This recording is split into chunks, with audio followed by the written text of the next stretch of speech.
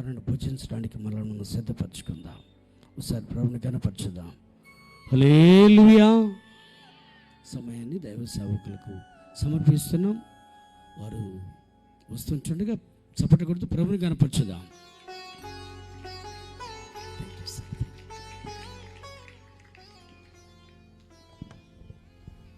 Praise the Lord. Hallelujah. దేవుని నామానికి మహిమ కలుగును గాక. ఈ రాత్రికాల సమయంలో మీతో కూడా కలిసి ప్రభుని స్తుతించడానికి, మీ మధ్యలో దేవుని వాక్యాన్ని పంచుకోవడానికి దేవుడు నాకు ఇచ్చిన ఈ అవకాశాన్ని బట్టి మొదటిగా దేవునికి కృతజ్ఞతాస్తుతులు చెల్లిస్తూ ఉన్నాను. హల్లెలూయా, హల్లెలూయా, హల్లెలూయా. అలాగే నన్ను ప్రేమపూర్వకంగా ఆహ్వానించినటువంటి స్థానిక దైవ సేవకులు పాస్టర్ యాకోబాయ్ గారికి, వారి కుటుంబానికి నా హృదయపూర్వకమైన వందనాలు తెలియజేస్తున్నాను.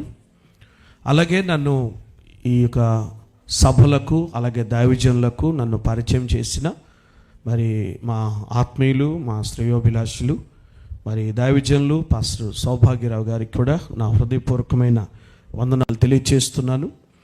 అలాగే ఇక్కడ అభిషేక్తులైన దైవజనులు ఉన్నారు. వేదికను అలంకరించిన దైవజనులకు హృదయపూర్వకమైన వందనాలు. అలాగే వేదిక ప్రక్కనున్న దైవజనులందరికీ కూడా నా హృదయపూర్వకమైన వందనాలు తెలియజేస్తూ ఉన్నాను.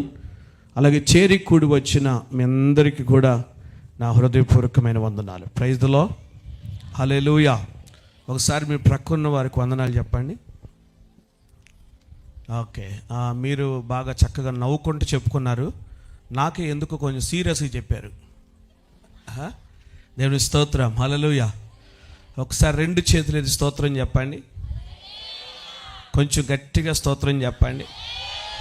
ఒకసారి చేతులు ఎలాగో అల్లాడిస్తూ స్తోత్రం స్తోత్రం అని చెప్పండి. అయిపోయిందా? Praise the Lord. హల్లెలూయా. మంచిది. దేవుడి నామానికి మహిమ కలుగును గాక. దేవుడు తన దాసుల్ని ప్రేరేపించి ఈ చక్కని సభలు ఏర్పాటు చేశారు. ఈ సభల్లో మరి అల్పుడైన నేను కూడా పాలు పంపులు పొందే భాగ్యాన్ని దేవుడు దయచేశారు. అందును బట్టి నేను దేవుణ్ణి స్తుతిస్తూ ఉన్నాను. ఈ రాత్రికాల సమయంలో పరిశుద్ధ లేఖన భాగంలో నుండి కొన్ని మాటలు మనం ధ్యానం చేద్దాం.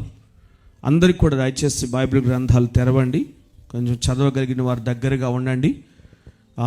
గంభీర స్వరముతో దేవుని వాక్యాన్ని చదవాలని ప్రభు పేరిట ప్రేమపూర్వకంగా మనం చేస్తూ ఉన్నాను. పరిశుద్ధ గ్రంథములో నుండి ఆదికాండం 49వ అధ్యాయం 22వ వచనాన్ని మనం చదువుకుందాం. ఆదికాండం 49వ అధ్యాయం 22వ వచనం.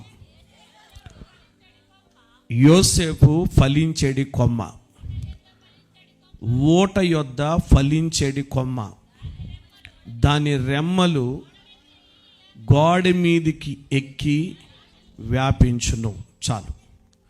ప్రభునందు పేర ఈ రాత్రికాల సమయంలో ఈ వాక్యాన్ని కొద్ది నిమిషాలు మనం ధ్యానం చేద్దాం. ఆదికాండం 49వ అధ్యాయము ఒక ప్రవచనాత్మకమైనటువంటి అధ్యాయం ఇది. ఈ అధ్యాయం అంతటిలో ప్రవచనాలు మనకు కనబడతాయి. ఈ ప్రవచనాలు ఎవరికి అనంటే యాకోబు కుమారులకు దేవుడు తెలియచేసినటువంటి ప్రవచనాలు ఇవి.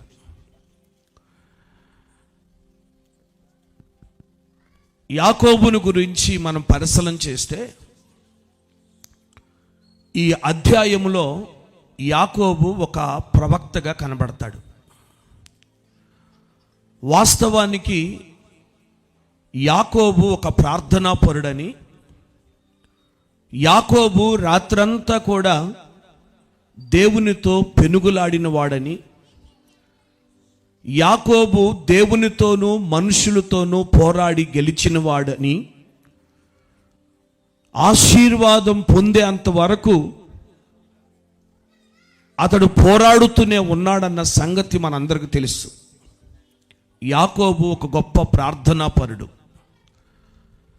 యాకోబు రాత్రంతా కూడా పెనుగులాడినటువంటి విధానాన్ని బట్టే ఈరోజు మన సంఘాల్లో సంపూర్ణ రాత్రి ప్రార్థన కూడికలు, ఆల్ నైట్ ప్రేయర్లు ఏర్పడింది ఇక్కడి నుంచే. మొట్టమొదటిగా రాత్రంతా కూడా ప్రార్థన చేసినటువంటి వ్యక్తి యాకోబు. ఆ తర్వాత మనకు ప్రభు అయినటువంటి యేసుక్రీస్తు కూడా పగలంతా కూడా పరిచర్య చేసి రాత్రి ఒలీవల కొండకు వెళ్ళి రాత్రంతా కూడా ఆయన ప్రార్థన చేస్తాడు. యేసుక్రీస్తు ప్రభుల వారికి సంపూర్ణ రాత్రి ప్రార్థనలు, యాకోబుకైతే ఒక రాత్రే కానీ యేసుక్రీస్తుకైతే ప్రతి రాత్రి సంపూర్ణ రాత్రే. అలాగూ ప్రార్థన చేసి పోరాడేవాడు ప్రభు అయిన యేసుక్రీస్తు కూడా. అదే ప్రార్థన అనుభవాన్ని తన శిష్యులకు కూడా నేర్పాలని గెత్సెమనే వనములో మీరు ఇక్కడే ఉండి ప్రార్థన చేయండి అని చెప్పి రాతివేత అంత దూరం వెళ్ళి ఆయన అక్కడ ప్రార్థన చేస్తూ ఉన్నాడు. ఆయన ప్రార్థన చేస్తుంటే యేసుక్రీస్తు ప్రభుల వారు ప్రార్థన చేస్తూ మొరపెడుతుంటే ఆయన చెమట రక్త బిందువులుగా మారునంతగా ఆయన ప్రార్థన చేస్తున్నాడు. సరే, మధ్యలో శిష్యులు ప్రార్థన చేస్తున్నారు లేదా చూద్దామని వస్తే వాళ్ళు నిద్రపోతున్నారు. మీరు శోధనలో ప్రవేశింపకుండా ఉండు నిమిత్తం ఒక్క గడియ కూడా మీరు మేలుకొని ప్రార్థించలేరా అని వారిని గద్దించినట్లుగా లేఖన భాగంలో చూస్తాం. యాకోబు ఒక రాత్రి ప్రార్థన చేశాడు, రాత్రంతా పెనుగులాడాడు. యేసుక్రీస్తు ప్రభుల వారు మాత్రం ప్రతి రాత్రి సంపూర్ణ రాత్రిగానే ఆయన తన జీవితంలో ప్రార్థన చేస్తూ వచ్చాడు. కానీ శిష్యులు మాత్రం అలాంటి ప్రార్థన అనుభవమును కలిగి లేకపోయారు. కనుక ఇప్పుడు ముగ్గురు వ్యక్తులు నేను చూపించాను. ఒకరోజు ప్రార్థన చేసి ముగించి పోరాడి గెలిచే యాకోబులాగా ఉన్నామా, లేకపోతే ప్రతి రాత్రి సంపూర్ణ రాత్రిగా అలవర్చుకున్న యేసయ్యలాగా ఉన్నామా, లేకపోతే అది ఎంత రాత్రి అయినా సంపూర్ణ రాత్రి అయినా ఎంత ప్రార్థన అయినా నేను మాత్రం శిష్యులాగా నిద్రపోతానంటావా? ఏ ప్రార్థన అనుభవాన్ని నువ్వు కలిగి ఉన్నావో ఈ రాత్రి ఈ వాక్యాన్ని బట్టి మాటలను బట్టి గ్రహించాలి. అయితే యాకోబు ఒక ప్రార్థనా పరుడన్న సంగతి మనకు తెలుసు. కానీ ఈ 49వ అధ్యాయంలో యాకోబు ఒక ప్రవక్తగా కనబడుతున్నాడు. ఈ అధ్యాయాన్ని ప్రారంభిస్తూ చెప్పబడిన మాటలు ఏంటంటే, యాకోబు అవసాన దశలో ఉన్నాడు, యాకోబు వృద్ధాప్యంలో ఉన్నాడు, చాలా ముసలివాడు అయిపోయాడు, చావుకు సిద్ధంగా ఉన్నాడు. ఇంకా కొద్ది నిమిషాల్లో లేక ఒక రోజులో ఆయన చనిపోబోతున్నాడు. అప్పటికే మంచం మీద పండుకొని కాళ్ళు ముడుచుకొని పడుకునేటువంటి స్థితిలోనికి వచ్చేసాడు యాకోబు. ఆ స్థితిలో ఉన్న యాకోబుతో దేవుడు మాట్లాడాడు. యాకోబు, నువ్వు చనిపోబోతున్నావు కదా, నువ్వు మరణం కాబోతున్నావు కదా, నువ్వు మరణం కాబోయే ముందు నీవు లేచి నీ కుమారులను ఆశీర్వదించి వారి కొరకు ప్రార్థన చేసి వారిని దీవించి చనిపో అని చెప్పి దేవుడు యాకోబుతో మాట్లాడినట్టున్నాడు. అంత బలహీన స్థితిలో ఉన్నప్పటికీ ఆ మంచం మీద నుండి లేచి కూర్చొని తన కుమారులను పిలుస్తున్నాడు. మొదటి వచనంలో మనం చూస్తాం. మొదటి వచనంలో, యాకోబు కుమారులారా మీరందరూ కూడి రండి, అంత్యదినముల్లో మీకు సంభవింపబో సంగతులు నేను మీకు తెలియచేస్తాను అని చెప్పి యాకోబు తన కుమారులందరిని కూడా పిలిచాడు. పిలవగానే యాకోబుకి 12 మంది కుమారులు ఉన్నారు. ఆ 12 మంది కుమారులు వచ్చి యాకోబు మంచం చుట్టూ కూర్చున్నారు. ఏంటి, తండ్రి రమ్మన్నాడు, ఏం చెప్తాడు, ఎందుకు రమ్మన్నాడు అని చెప్పి వారందరూ ఎదురు చూస్తూ ఉండగా వారి వద్దకు వచ్చినటువంటి కుమారులను యాకోబు దీవిస్తున్నాడు. ఒక్కొక్కరి మీద చెయ్యి పెట్టి అతన్ని దీవించి అతని కొరకు ప్రార్థన చేసి అతన్ని దీవించి అతని కొరకు ప్రవచనం చెప్తున్నాడు. అలాగూ ఒక్కొక్క కుమారుని పిలిచి దీవిస్తున్నాడు. ప్రభునందు పేర ఈ లేఖనాన్ని బట్టి మనం పరిశీలన చేస్తే ఆ అధ్యాయం చివరికి వచ్చేసరికి రాయబడింది, ఎవరి దీవెన చొప్పున వారికి దీవెన కలిగెను అని లేఖనంలో చూస్తాం. ఎవరి దీవెన చొప్పున వారికి దీవెన కలిగింది. అంటే యాకోబు ఒక్కొక్కరిని దీవించటం మొదలుపెట్టాడు. యాకోబు ఒక్కొక్కరిని ఆశీర్వదించటం మొదలుపెట్టాడు.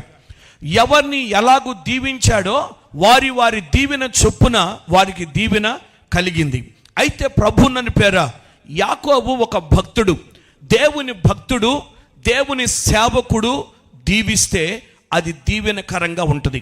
దేవుని భక్తుడు శపిస్తే అది శాపముగా మారిపోతుంది. దేవుని వాక్యంలో మనం చూస్తాం.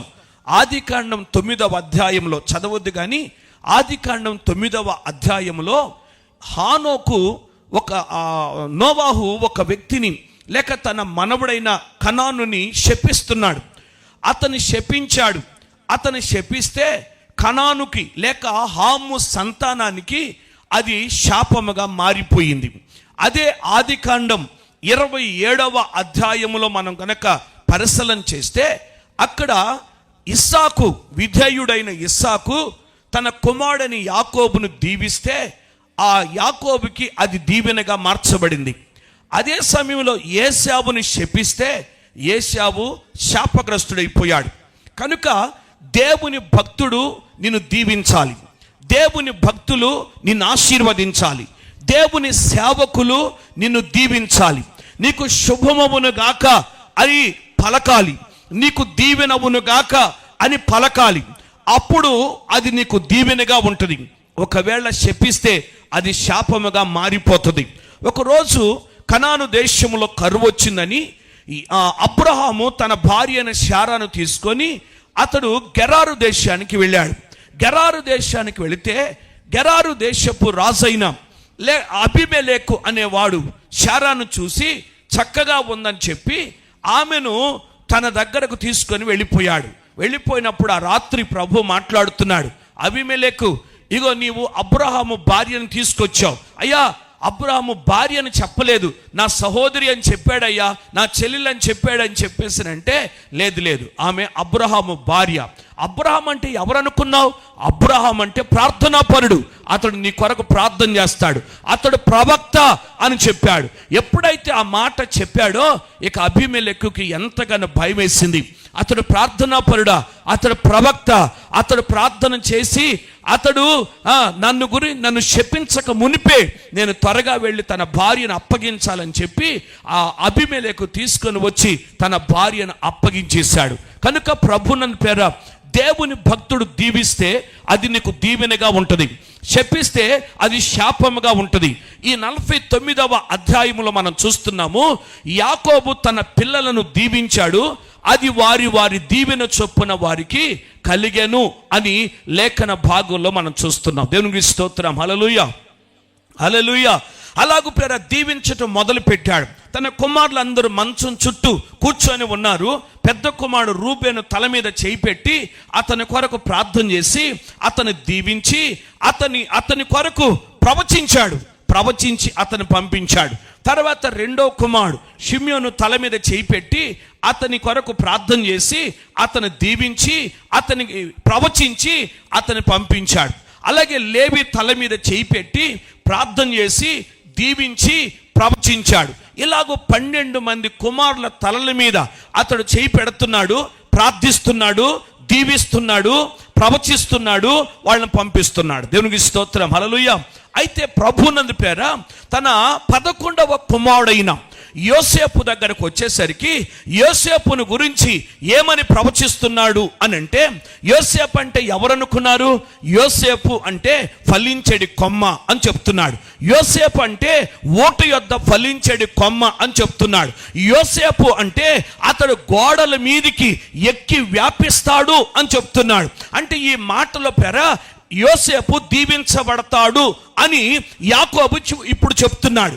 కానీ వాస్తవానికి ఇక రేపో మాపో చనిపోయే పరిస్థితిలో ఉన్న యాకోబు తన కుమారుని యోసేపును గురించి, ఈ కుమారుడు దీవించబడతాడు, యోసేపు దీవించబడతాడు, ఓటు యొద్ద ఫలిస్తాడు, వ్యాపిస్తాడు అని ఇంత వృద్ధాప్యలో చెప్తున్నాడు. కానీ వాస్తవానికి ఆ యోసేపు బాలుడుగా ఉన్నప్పుడే యాకోబుతో చెప్పాడు, నా తండ్రి, నన్ను దేవుడు దీవిస్తున్నాడు, నన్ను ఆశీర్వదిస్తున్నాడు, నన్ను గొప్ప చేస్తున్నాడని చెప్పి యోసేపు వచ్చి తన తండ్రి అయిన యాకోబుతో చెప్పాడు, తన సహోదరులతో కూడా చెప్పాడు. ఒకరోజు యాకోబు దగ్గరికి వచ్చి యోసేపు చెప్తాడు, నా తండ్రి నాకు ఒక కల వచ్చింది, ఇదిగో ఆ కలలో నేను దీవించబడుతున్నాను. ఎలాగూ అని అంటే ఆకాశములో సూర్యుడున్నాడు, చంద్రుడున్నాడు, నక్షత్రాలు ఉన్నాయి.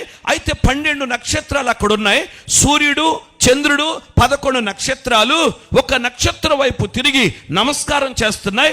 ఆ నక్షత్రం ఎవరు అని అంటే నేనే అని చెప్పాడు. దేవునికి స్తోత్రం, హల్లెలూయా.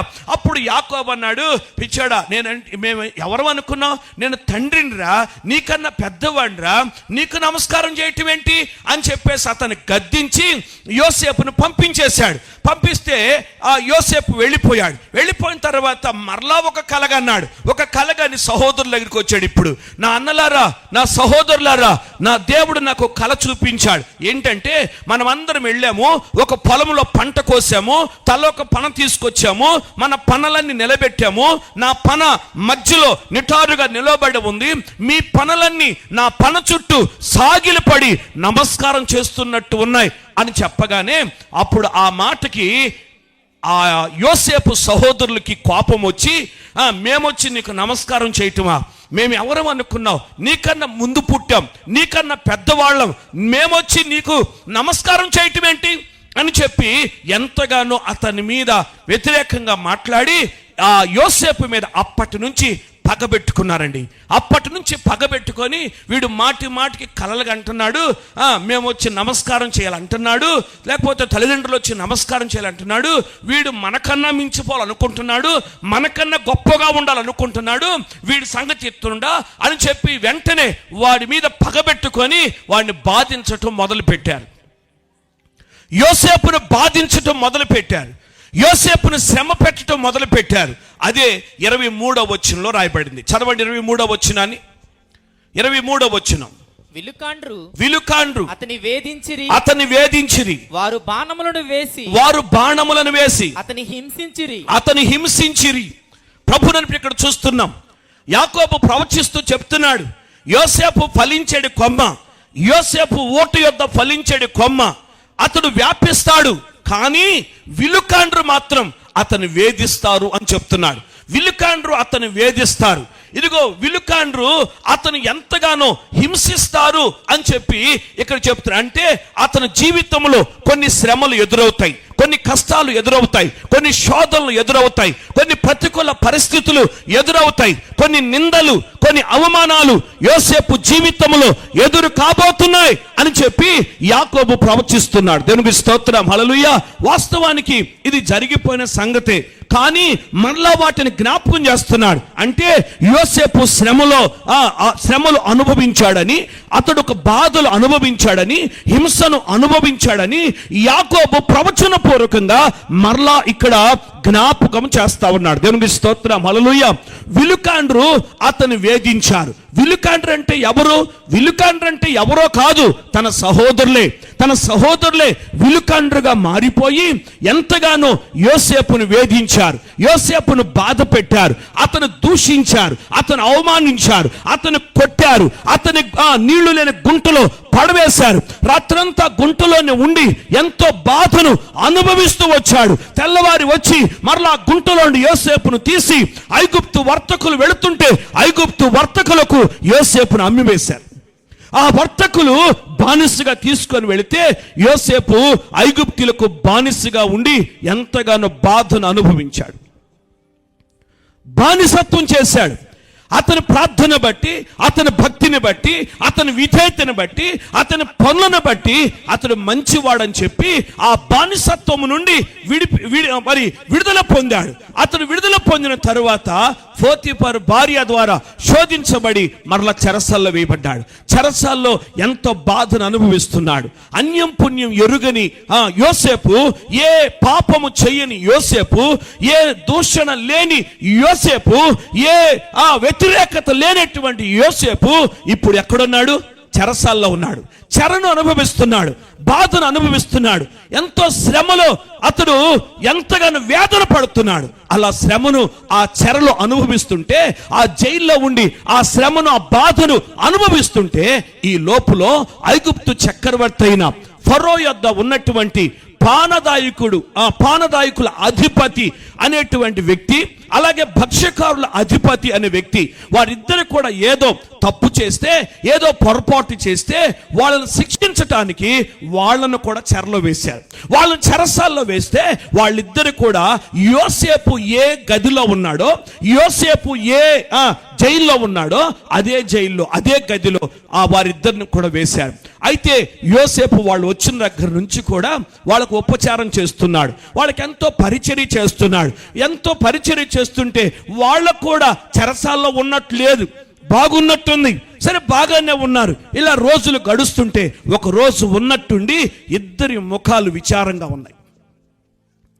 పానదాయకుని ముఖం, భక్ష్యకారుని ముఖం, ఇద్దరి ముఖాలు విచారంగా ఉన్నాయి. యోసేపు అడుగుతున్నాడు, ఏంటి మీరు విచారంగా ఉన్నారు? ఏంటి మీ సమస్య? ఏంటి మీ బాధ?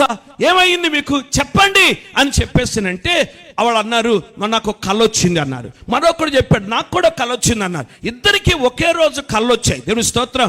ఆ కళలు ఎప్పుడైతే వచ్చాయో అప్పటి నుంచి వాళ్ళు విచారంగా ఉన్నారు. సరే, ఆ కళ ఏంటో చెప్పండి. మర్మములు బయలుపరిచేవాడు పరలోకమందున్నాడు, ఆయన బయలుపరుస్తాడు. బాబాలు ఆయన చెప్తాడు, ఏంటో మీ కళ ఏంటో చెప్పండి అని అంటే అప్పుడు వారిద్దరు కూడా కళ చెప్పారు. కళ చెప్పిన తర్వాత యోసేపు చెప్పాడు, మీకు 3 రోజుల్లో విడుదల కలగబోతుంది. పానదాయకుడితో చెప్పాడు, నీకు 3 రోజుల్లో విడుదల వస్తుంది, నీ ఉద్యోగం తిరిగి మరలా నీకు వస్తుంది, మరలా నువ్వు రాజుకి గిన్నె అందించువాడుగా ఉంటావు అని చెప్పాడు. భక్ష్యకారుడితో చెప్పాడు, 3 రోజుల్లో నిన్ను కొయ్యి మీద వేలాడతీస్తారు, ఆకాశ పక్షులు వచ్చి నిన్ను తినివేస్తాయి అని చెప్పేసి అన్నారు. ఆ 3 రోజుల కొరకు ఆ భావం విన్న దగ్గర నుంచి ఆ 3 రోజుల కొరకు ఎదురు చూస్తున్నారు. వారు ఎదురు చూచినట్టుగానే యోసేపు కళ భావము చెప్పినట్టుగానే 3వ రోజున వారిద్దరికి విడుదల వచ్చింది. ఆ చెరసాల నుంచి బయటకు తీసుకొని వచ్చారు. పానదాయకుడికి ఉద్యోగం ఇచ్చేశారు. అలాగే భక్ష్యకారునికి మరలా అతన్ని ఒక మ్రాను మీద వేలాడి తీసి అతన్ని చంపేశారు. అయితే ప్రభువుని పేర వారు చెరసాల్లో నుండి వెళ్ళేటప్పుడు యోసేపుతో చెప్పారు, యోసేపు నువ్వు చెప్పినట్టుగానే ఇదిగో మాకు 3వ రోజున విడుదల వచ్చింది అని చెప్పి వెళ్ళిపోతుంటే యోసేపు వాళ్ళతో చెప్పాడు, అయ్యా మీరు బయటకు వెళ్తున్నారు కదా, మీకు విడుదల వచ్చింది కదా, మీరు వెళ్ళిన తర్వాత నా గురించి కొంచెం ఫరోతో చెప్పండి అయ్యా, నా గురించి కొంచెం ఫరోతో చెప్పండి. నేను ఏ తప్పు చేయలేదని చెప్పండి, నేను ఏ దోషము చేయలేదని చెప్పండి, నేను బాధలో ఉన్నా, నేను శ్రమలో ఉన్నా, ఈ చెర నుండి విడుదల పొందాలి, నాకు ఫరోకి నా గురించి ఒక్క మాట చెప్పండి అయ్యా అని అంటే వాళ్ళిద్దరు అన్నారు, సరే మేము బయటికి వెళ్ళగానే చెప్తాం నీ సంగతి అని చెప్పేసి బయటికి వెళ్ళారు. దేవునికి స్తోత్రం, హల్లెలూయా. యోసేపు ఇక వాళ్ళ వైపు చూస్తున్నాడు. ఎప్పుడు కబురు వస్తుందా, ఎప్పుడు నన్ను ఫరో పిలుస్తాడా, ఎప్పుడు ఫరో నన్ను బయటికి రమ్మంటాడా అని చెప్పేసి ఎదురు చూస్తున్నాడు. రోజు గడిచిపోయింది, 2 రోజులు గడిచిపోయినాయి, 3 రోజులు గడిచిపోయినాయి. రోజులు గడుస్తున్నాయి కానీ ఏ కప్పుడు రావట్లా, ఫరో పిలవట్లా. ఏం జరిగిందో అర్థం కాల. పానదాయకుడు ఏమైపోయాడు, భక్ష్యకారుడు ఏమైపోయాడు, ఏంటి నాకు ఏ సమాచారం రావట్లేదు, ఎందుకు, ఏమైంది అని చెప్పేసి ఆలోచిస్తున్నాడు. ఏమైంది అని అంటే యోసేపు ఎవరితో అయితే చెప్పాడో వారిలో భక్ష్యకారుడేమో చచ్చిపోయాడు, పానదాయకుడేమో యోసేపు సంగతి మర్చిపోయాడు. ఒకడేమో చచ్చిపోయాడు, ఒకడేమో మర్చిపోయాడు. వాగ్దానాలు చేసిన వారు చచ్చిపోవచ్చు, వాగ్దానాలు చేసిన వారు మర్చిపోవచ్చు. నీకు మేలు చేస్తా, నీకు సహాయం చేస్తా, నీకు తోడ్పడతా, నీకు అది ఇస్తా, నీకు ఇది ఇస్తా, లేకపోతే నేను ఆదుకుంటా, నేను పోషిస్తా అని చెప్పిన వారు ఒకవేళ చచ్చిపోతే చచ్చిపోయి ఉండొచ్చు, మర్చిపోతే మర్చిపోయి ఉండొచ్చు. కానీ యోసేపు మాత్రం ఎంతో వేదన పడుతున్నాడు, ఎంతో బాధపడుతున్నాడు. ఏంటి నన్ను మర్చిపోయారు, ఏంటి నా సంగతి చెప్పలేదా, ఏంటి నేను ఇంత నమ్మకం పెట్టుకున్నాను చెప్పి ఎంతగానో బాధపడుతున్నాడు. స్తోత్రం చెప్పండి, కొంచెం గట్టిగా చెప్పండి, 2 చేతులది చెప్పండి. బాధలో ఉన్నాను మాట్లాడవా, బలహీనమయ్యాను మాట్లాడవా. చప్పట్లు కొడతారా? కొంచెం గట్టి కొట్టండి. బాధలో ఉన్నాను మాట్లాడవా, బలహీనమయ్యాను మాట్లాడవా. బాధలో ఉన్నాను మాట్లాడవా, బలహీనమయ్యాను మాట్లాడవా. మాట్లాడు మాట్లాడు. మీరు చప్పట్లు కొడతానే ఉండండి. మాట్లాడు మాట్లాడు, నాతో మాట్లాడు. మాట్లాడే దేవుడా నాతో మాట్లాడు. మాట్లాడు మాట్లాడు, నాతో మాట్లాడు. మాట్లాడే దేవుడా నాతో మాట్లాడు. నాతో మాట్లాడు ప్రభువా ఒక్కసారి. నాతో మాట్లాడు యేసు ఇంకొకసారి. నాతో మాట్లాడు ప్రభువా ఒక్కసారి. నాతో మాట్లాడు యేసు ఇంకొకసారి.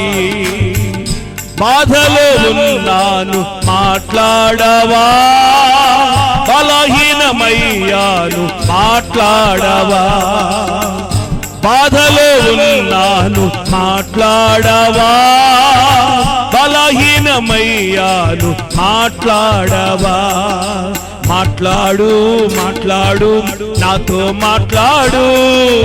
మాట్లాడే దేవుడా నాతో మాట్లాడు. హల్లెలూయా హల్లెలూయా. నాతో మాట్లాడయ్యా. అయ్యా భక్ష్యకాడు చచ్చిపోయాడు, పానదాయకుడు మర్చిపోయాడయ్యా. నేను వాళ్ళని నమ్ముకున్నానయ్యా. వాళ్ళు ఏదో చెప్తారనుకున్నానయ్యా. వాళ్ళ ద్వారా నాకేదో విడుదల వస్తుంది అనుకున్నానయ్యా. వారు చెప్పగానే ఫరో నన్ను పిలిపిస్తాడనుకున్నానయ్యా అని ఎంతగానో బాధపడుతున్నాడు. యోసేపు ఎంతగానో వేదన పడుతున్నాడు. చాలా మంది ఇలాగే నమ్ముకుంటారు మనుషులు. ఒక ప్రక్కనేమో భక్ష్యకాడిని పెట్టుకున్నాడు, ఒక ప్రక్కనేమో పానదాయకుడు. అండి, భక్ష్యకారుడు అంటే రొట్టెలు చేసేవాడు, రొట్టెని అందించేవాడు.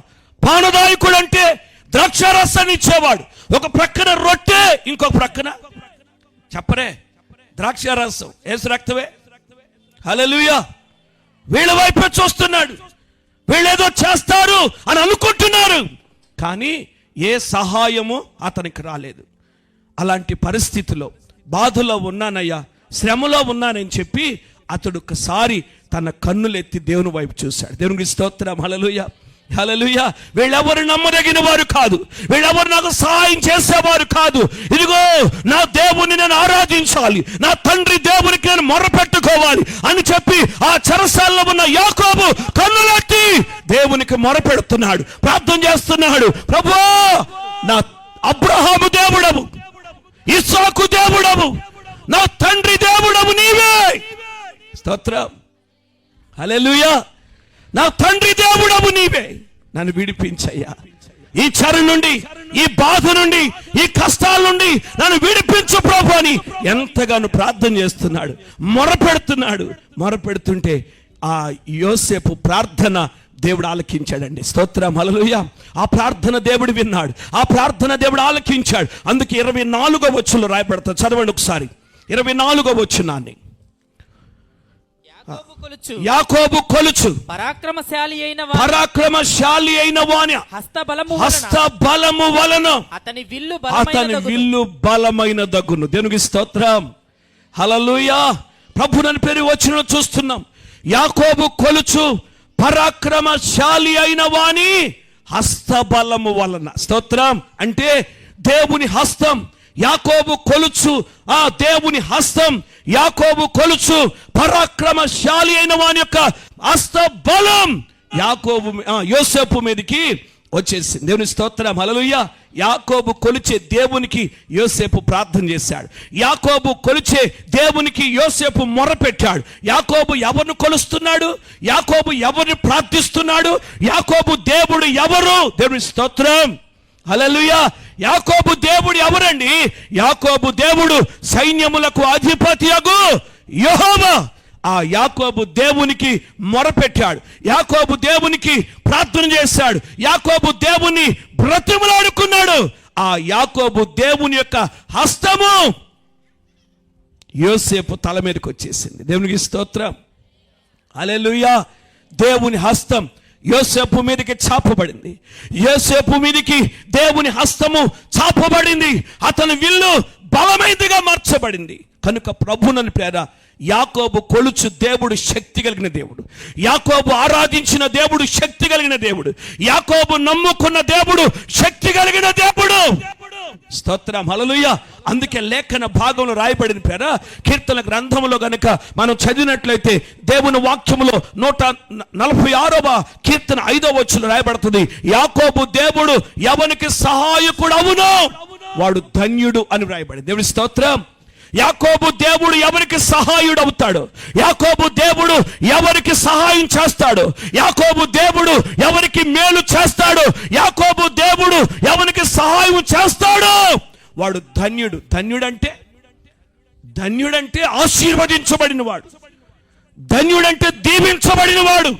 కనుక యాకోబు కొలుచు దేవుని యొక్క హస్తము యోసేపు మీదకి వచ్చింది. కనుక యాకోబు దేవుడు ఎవరికి సహాయుడు అవుతాడో వాడు ధన్యుడు, వాడు ఆశీర్వదించబడిన వాడు అని చెప్పి లేఖన భాగాన్ని బట్టి మనం గ్రహించాలి. స్తోత్రం చెప్పండి, 2 చేతులెత్తి స్తోత్రం చెప్పండి, కొంచెం గట్టిగా స్తోత్రం చెప్పండి. హల్లెలూయా, హల్లెలూయా. కృంగిపోయిన యోసేపు మీదికి, వేదన పడుతున్న యోసేపు మీదికి నిందలు అవమానాలు, ఇదిగో ఎన్నో కష్టాలు ఇబ్బందులు ఎదుర్కొనిన యోసేపు మీదికి ఇదిగో దేవుని హస్తము చాపబడింది. దేవుని హస్తం యోసేపు మీదకి వచ్చేసింది. కనుక ప్రభునందు పేర యోసేపులాగా నీవు కూడా శ్రమలో బాధలో ఉన్నావేమో, చెప్పుకోలేని పరిస్థితిలో కుంగిపోతున్నావేమో, ఎవరికి చెప్పుకున్న తీరని సమస్యల మధ్యలో కొట్టిబిట్లాడుతున్నగా ఉన్నావేమో. ఈ రాత్రి ప్రభు నీతో మాట్లాడుతున్నారు. మీలో కొందరు ఇదిగో సమస్యల మధ్యలో ఉన్నారు, కొట్టిబిట్లాడుతున్నారు, నెమ్మది లేదు, సమాధానం లేదు, ఇంటికి వెళితే నిద్ర పట్టట్లేదు, ఇంటికి వెళితే నిద్ర పోలేకపోతున్నారు, ఇదిగో మంచం మీద పడుకోలేకపోతున్నారు, ఇదిగో భోజనం చేయలేకపోతున్నారు, రాత్రంతా కూడా వేదన పడుతూనే ఉన్నారు. ఎవరికి చెప్పుకున్న తీరని సమస్యల మధ్యలో కన్నీరు మున్నీరుగా ఏడుస్తూ ఉన్నారు. నీ బ్రతుకు మీద నీకే విరక్తి కలిగి, ఎందుకు నేను బ్రతకాలి, ఏంటి నాకు ఈ శ్రమలు, ఏంటి నాకు ఈ కష్టాలు, ఏంటి నాకు ఈ శోధనలు, నేను ఈ బ్రతికేదానికంటే చచ్చిపోవటమే మేలని ఎంతో మంది యోచన చేస్తున్నారు. అందుకే రాత్రి ప్రభు నీతో మాట్లాడుతున్నాడు. దేవునికి స్తోత్రం చెప్పండి. హల్లెలూయా. ప్రభు నీతో మాట్లాడుతున్నాడు. అందుకే ప్రభువు గొప్ప కార్యము చేయబోతున్నాడు. యోసేపు ఇదిగో పానదాయకుని వైపు చూసినంతసేపు, భక్షకాని వైపు చూసినంతసేపు ఏ సహాయము రాలేదు. కానీ ఆకాశం వైపు కన్నులెత్తి దేవుని వైపు ఎప్పుడైతే చూశాడో దేవుని హస్తం యోసేపు మీదకి చాపబడింది. కనుక ఈ రాత్రి దేవుని హస్తం నీ మీదకి చాపబడాలి అని అంటే నీవు కూడా దేవుని తట్టు చూడాలి. హల్లెలూయా, హల్లెలూయా. దేవుని తట్టు చూడు, ప్రార్థన చేయి, మొరపెట్టు, మనుషుల వైపు చూడవద్దు. అద్భుతమైన కార్యాలు ప్రభు నీ పట్ల చేయబోతున్నాడు. స్తోత్రం చెప్పండి. హల్లెలూయా.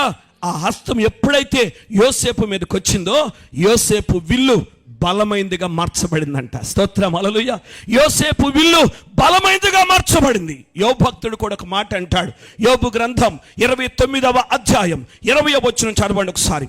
యోబు గ్రంథం 29వ అధ్యాయం 20వ వచనాన్ని చదువుదామండి. నాకు ఎడతెగని ఘనత కలుగును, నాకు ఎడతెగని ఘనత కలుగును, నా చేతిలో నా విల్లు ఎప్పటికిని బలముగా ఉండును.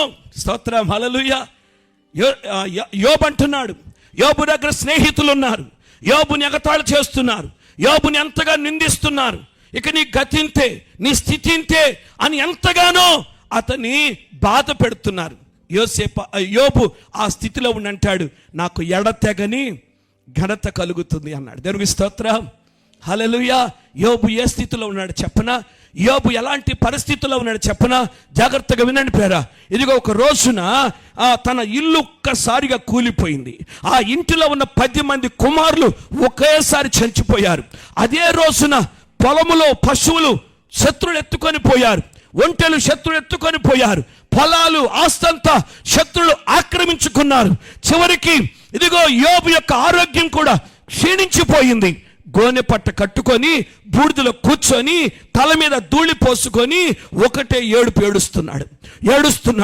ఏడుస్తున్నాడు, కన్నీరు కారుస్తున్నాడు. అతని ఏడుపు చేత యోబు ముఖం ఎర్రబడిపోయిందంటండి. యోబు ఏడుస్తుంటే అతని ఏడుపు చేత యోబు ముఖం ఏమైపోయింది? ఎర్రబడిపోయింది. అంతగా ఏడుస్తున్నాడు, అంతగా వేదన పడుతున్నాడు. వచ్చిన వాళ్ళందరూ యోబుని చూసి చీటిపోటు మాటలు మాట్లాడుతున్నారు, వేధిస్తున్నారు.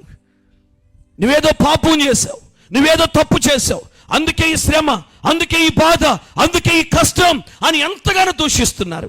అలాగే స్నేహితులు వచ్చి ఏమైనా ఆదరిస్తారనుకుంటే వాళ్ళు కూడా దూషిస్తున్నారు, వాళ్ళు కూడా చిన్న చూపు చూస్తున్నారు. యోబుని ఎంతగానో బాధ పెడుతున్నారు. అప్పుడు యోబు అంటున్నాడు ఈ మాట, నా స్నేహితులారా, నన్ను గురించి మీరు ఏదో అనుకుంటున్నారు కానీ, నన్ను గురించి మీరు ఏదో మాట్లాడుకుంటున్నారు కానీ, ఇదిగో నాకు ఎడతెగని ఘనత కలుగుతుంది అంటాడట. స్తోత్రం చెప్పండి గట్టిగా. ఏం కలుగుతుందంట? నాకు ఎడతెగని ఘనత కలగబోతుంది. ఇదిగో నా చేతిలో నా విల్లు ఎప్పటికీ బలముగానే ఉంటుంది. నా విల్లు బలహీనమైంది కాదు, నా చేతిలో నా విల్లు ఎప్పటికీ బలముగానే ఉంటుంది అని చెప్తున్నాడు. స్తోత్రం చెప్పండి. హల్లెలూయా. ఈ స్థితిలో ఉండి కూడా యోబేంటి ఈ మాట మాట్లాడుతున్నాడు అని చెప్పి అతను ఒక రకంగా పిచ్చోడైపోయాడు అనుకున్నారు. యేసు రక్తమే. హల్లెలూయా. కానీ యోబు అంటాడు, నా చేతిలో నా విల్లు ఎప్పటికీ బలముగానే ఉంటుంది అన్నాడు. అక్కడేమో యోసేపు విల్లేమో బలమైందిగా మార్చబడిందంట, ఇక్కడ యోబు విల్లేమో ఎప్పటికీ చెప్పండి బలముగానే ఉంటుందంట. స్తోత్రం. హల్లెలూయా, హల్లెలూయా. యోసేపు విల్లేంటి? యోసేపు విల్లు ఏంటంటే యోసేపు చూసిన దర్శనమే, యోసేపు చూసిన కలే, యోసేపు విల్లు, యోసేపు దర్శనమే యోసేపు విల్లు. మరి యోబు విల్లు అంటే యోబు యొక్క విశ్వాసమే. దేవుని స్తోత్రం. హల్లెలూయా. యోబు యొక్క విశ్వాసమే యోబు యొక్క విల్లు. సమస్తాన్ని పోగొట్టుకున్న, అన్ని కోల్పోయినా సరే యోబు అంటాడు, యెహోవా ఇచ్చెను, యెహోవా తీసుకొనెను, యెహోవా నామమునకు స్తుతి కలుగునుగాక అని ఒకసారి చెప్పండి గట్టిగా. స్తుతి కలుగునుగాక అని చెప్పండి. యెహోవా నామమునకు స్తుతి కలుగునుగాక గట్టిగా చెప్పండి. హల్లెలూయా, హల్లెలూయా. యెహోవా నామమునకు స్తుతి కలుగునుగాక అని చెప్తున్నాడు. అంత మాత్రమే కాదు, భార్య వచ్చి అంటది, ఇంత స్థితికి దిగజారిపోయావు కదా, ఇదిగో నీ దేవుని దూషించి నువ్వు చచ్చిపోరాదా అని అంటే యోబు అంటాడు, మనం మేలు అనుభవించుటకేనా కీడు అనుభవించుట తగదా అని అంటాడు. దేవునికి స్తోత్రం. హల్లెలూయా. మనం మేలు మాత్రమే అనుభవించాలా, కీడు అనుభవించుట తగదా? మూర్ఖురాలు మాట్లాడినట్లు మాట్లాడొద్దు అంటాడు. యేసు రక్తమే. స్తోత్రం చెప్పు, కొంచెం గట్టిగా చెప్పాలి. హల్లెలూయా.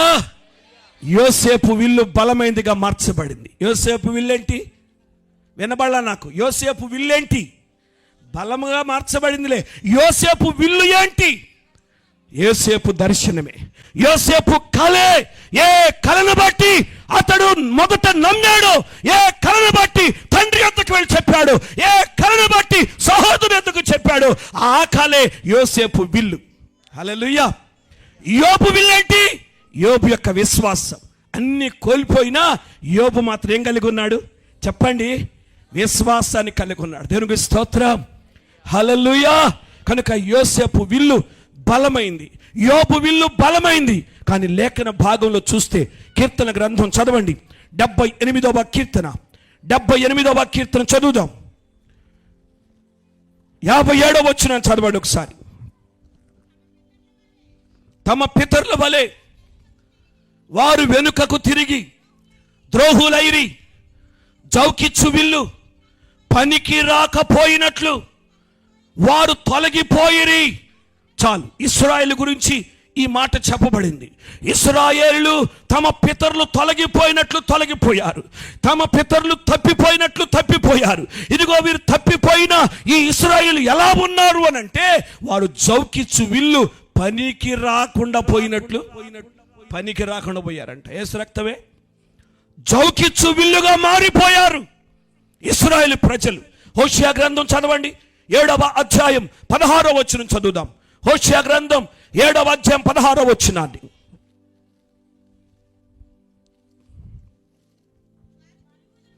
వారు తిరుగుదురు గాని సర్వోన్నతుడైన వాని వైపు తిరుగరు, వారు అక్కరకు రాని విల్లు వలె ఉన్నారు. చాలు. ఇశ్రాయేలు ప్రజల గురించి ఇక్కడ చెప్పబడుతుంది, ఎఫ్రాయిము గురించి చెప్పబడుతుంది. హోషేయ గ్రంథంలో ఎఫ్రాయిము కనబడుతున్నాడు. ఎఫ్రాయిము అంటే ఎవరో కాదు, ఇశ్రాయేలుకు పెట్టబడిన మరొక పేరు. ఎఫ్రాయిమీలు లేక ఇశ్రాయేలు ఎలా ఉన్నారు అని అంటే, వారు ఎలా మారిపోయారంట? సర్వోన్నతుని వైపు తిరగరంట. వాళ్ళు సర్వోన్నతుడైన దేవుని వైపు తిరగరు. వాళ్ళు పనికి రాని విల్లుగా మారిపోయారు, అక్కరకు రాని విల్లుగా మారిపోయారు. సర్వోన్నతుడైన వాని వైపు తిరగలేదు వీళ్ళు. మరి ఎవరి వైపు తిరిగారు, ఎటు తిరిగారు అని చూస్తే హోషేయ గ్రంథం చదువుతుంటే మనకు అర్థమవుతుంది. పేరా ఎఫ్రాయిము అన్యజనులతో కలిసిపోయాను అని రాయబడుతుంది. ఎఫ్రాయిము ఎవరితో కలిసిపోయాడంట? అన్యజనులతో కలిసిపోయాడు. అంటే అన్ని జనుల వైపు తిరిగాడు. మరొక చోట రాయబడుతుంది, ఎఫ్రాయిము విగ్రహాలతో కలిసిపోయాను అని రాయబడింది. అంటే విగ్రహాలతో కలిసిపోయాడు అని అంటే విగ్రహాల వైపు తిరిగాడు అని అర్థం. కనుక సర్వోన్నతుడైన దేవుని విడిచిపెట్టి, ఇదిగో సజీవుడైన దేవుని విడిచిపెట్టి, సృష్టికర్త అయిన దేవుని విడిచిపెట్టి, సర్వాధికారి అయిన దేవుని విడిచిపెట్టి, సైన్యములకు అధిపతి అయిన యెహోవాను విడిచిపెట్టి వారు ఎడు తిరిగారు? అన్ని జనుల వైపు తిరిగారు, అన్ని జనులతో కలిసిపోయారు. విగ్రహాల వైపు తిరిగారు, విగ్రహాలతో కలిసిపోయారు. అన్ని జనులతో కలిసిపోయిన ఎఫ్రాయిం, విగ్రహాలతో కలిసిపోయిన ఎఫ్రాయిం లేక ఇశ్రాయేలు ప్రజలు ఎలా ఉన్నారు అనంటే, ఎవడు త్రిప్పివేయలేని అప్పం వంటి వారిగా మారిపోయారంట. ఎవడు త్రిప్పివేయలేని అప్పం వంటి వారిగా మారిపోయారు. అందుకే రాయబడిన మాట ఏంటంటే, అక్కరకు రాని విల్లుగా మారిపోయారు. అక్కరకు రాని విల్లు అయిపోయారు. జౌకిచ్చు విల్లు పనికి రాకపోయినట్లుగా జౌకిచ్చు విల్లుగా మారిపోయారు. జౌకిచ్చే విల్లు పనికొస్తుందా? జౌకిచ్చే విల్లు బలముగా ఉంటుందా? జౌకిచ్చే విల్లుతో బాణం విసరగలుగుతామా? స్తోత్రం. ఇశ్రాయేలు జౌకిచ్చే విల్లుగా మారిపోయారు, పనికిరాని విల్లుగా మారిపోయారు. కారణం ఏంటంటే, అన్ని జనులతో కలిసిపోయి, లోకస్తులతో కలిసిపోయి, విగ్రహాలతో కలిసిపోయి, మనుషులతో కలిసిపోయి, మనుషుల పారంపర్యాచారాలు ఆచరిస్తూ, మానవ పద్ధతులు ఆచరిస్తూ, లోకానుసారమైన చేష్టలు చేస్తూ ఎంతగానో పనికిరాని విల్లుగా మారిపోయారు. కనుక ప్రభునందు పేరా మనుషుల వైపు కాదు చూడవలసింది, మనుషుల వైపు కాదు, విగ్రహాల వైపు కాదు, లోకం వైపు కాదు, లోక ఆచారాల వైపు కాదు, మానవ పద్ధతుల వైపు కాదు, సర్వోన్నతుడైన దేవుని వైపు చూడాలి మనం. స్తోత్రం చెప్పండి. హల్లెలూయా. సర్వోన్నతుడైన దేవుని వైపు చూడాలి. ఇశ్రాయేలీలు జౌకిచ్చు విల్లుగా మారిపోవటానికి కారణం ఏంటి? యోసేపు, యోబు విల్లు బలమైనదిగా మార్చబడటానికి కారణం ఏంటి అని అంటే, వీరేమో దేవుని వైపు చూడలేదు, దేవుని తట్టు తిరగలేదు, కానీ వారు మాత్రం దేవుని వైపు తిరిగారు. యోసేపు దేవుని తట్టు కనులెత్తాడు, యోబు దేవుని తట్టు కనులెత్తాడు, దేవుని వైపే చూస్తున్నాడు. కనుక ప్రభువునందు పేర ఈ రాత్రికాల సమయంలో నువ్వు ఏ బాధలో ఉన్నా, ఏ శ్రమలో ఉన్నా, ఏ కష్టంలో ఉన్నా, ఏ శోధనలో ఉన్నా, ఏ ప్రతికూల పరిస్థితిలో నీ ఉన్నప్పటికీ, ఇదిగో నువ్వు మనుషుల వైపు కాదు, స్నేహితుల వైపు కాదు, బంధువుల వైపు కాదు, సజీవుడైన దేవుని వైపు చూడు. నీ విల్లు బలమైందిగా మార్చబడుతుంది. స్తోత్రం చెప్తారా? రెండు చేతులెత్తి స్తోత్రం చెప్తారా? హల్లెలూయా, హల్లెలూయా. ఒక మాట అడుగుతాను, చెప్పండి. బైబిల్ గ్రంథంలో అన్నిటికంటే పెద్ద అధ్యాయమే చెప్పండి. వినబడలా నాకు అధ్యాయం. అన్నిటికంటే పెద్ద అధ్యాయం 119వ అధ్యాయం పెద్ద అధ్యాయం కదా. అలాగే చిన్న అధ్యాయం కూడా ఉంది. చిన్న అధ్యాయం ఏది? చిన్న అధ్యాయం ఏది? స్తోత్రం, 117వ కీర్తన. పెద్ద అధ్యాయం ఉంది, చిన్న అధ్యాయం ఉంది కదా. బైబిల్లో ఉన్న అధ్యాయాలన్నిటికంటే మధ్య అధ్యాయం ఏది చెప్పండి? మధ్య అధ్యాయం యేసు రక్తమే. స్తోత్రం చెప్పండి. ఆ రెండిటికి మధ్యలో ఉన్నదే మధ్య అధ్యాయం. ఏముంది మధ్యలో? 117కి 119కి మధ్యలో ఏముంది? 118. 118వ అధ్యాయం మధ్య అధ్యాయం. ఈ 118వ అధ్యాయం ఉందే, ఈ 118వ అధ్యాయానికి ముందు 594 అధ్యాయాలు ఉంటాయి. ఎన్ని? అందరు చెప్పండి. 594 అధ్యాయాలు ఉంటాయి. 118వ కీర్తన తర్వాత కూడా 594 అధ్యాయాలు ఉంటాయి. అర్థమైందా? ఇటు 594, ఇటు 594. ఇప్పుడు చెప్పండి, 594 ప్లస్ 594 ఈజ్ ఈక్వల్ టు ఎంత?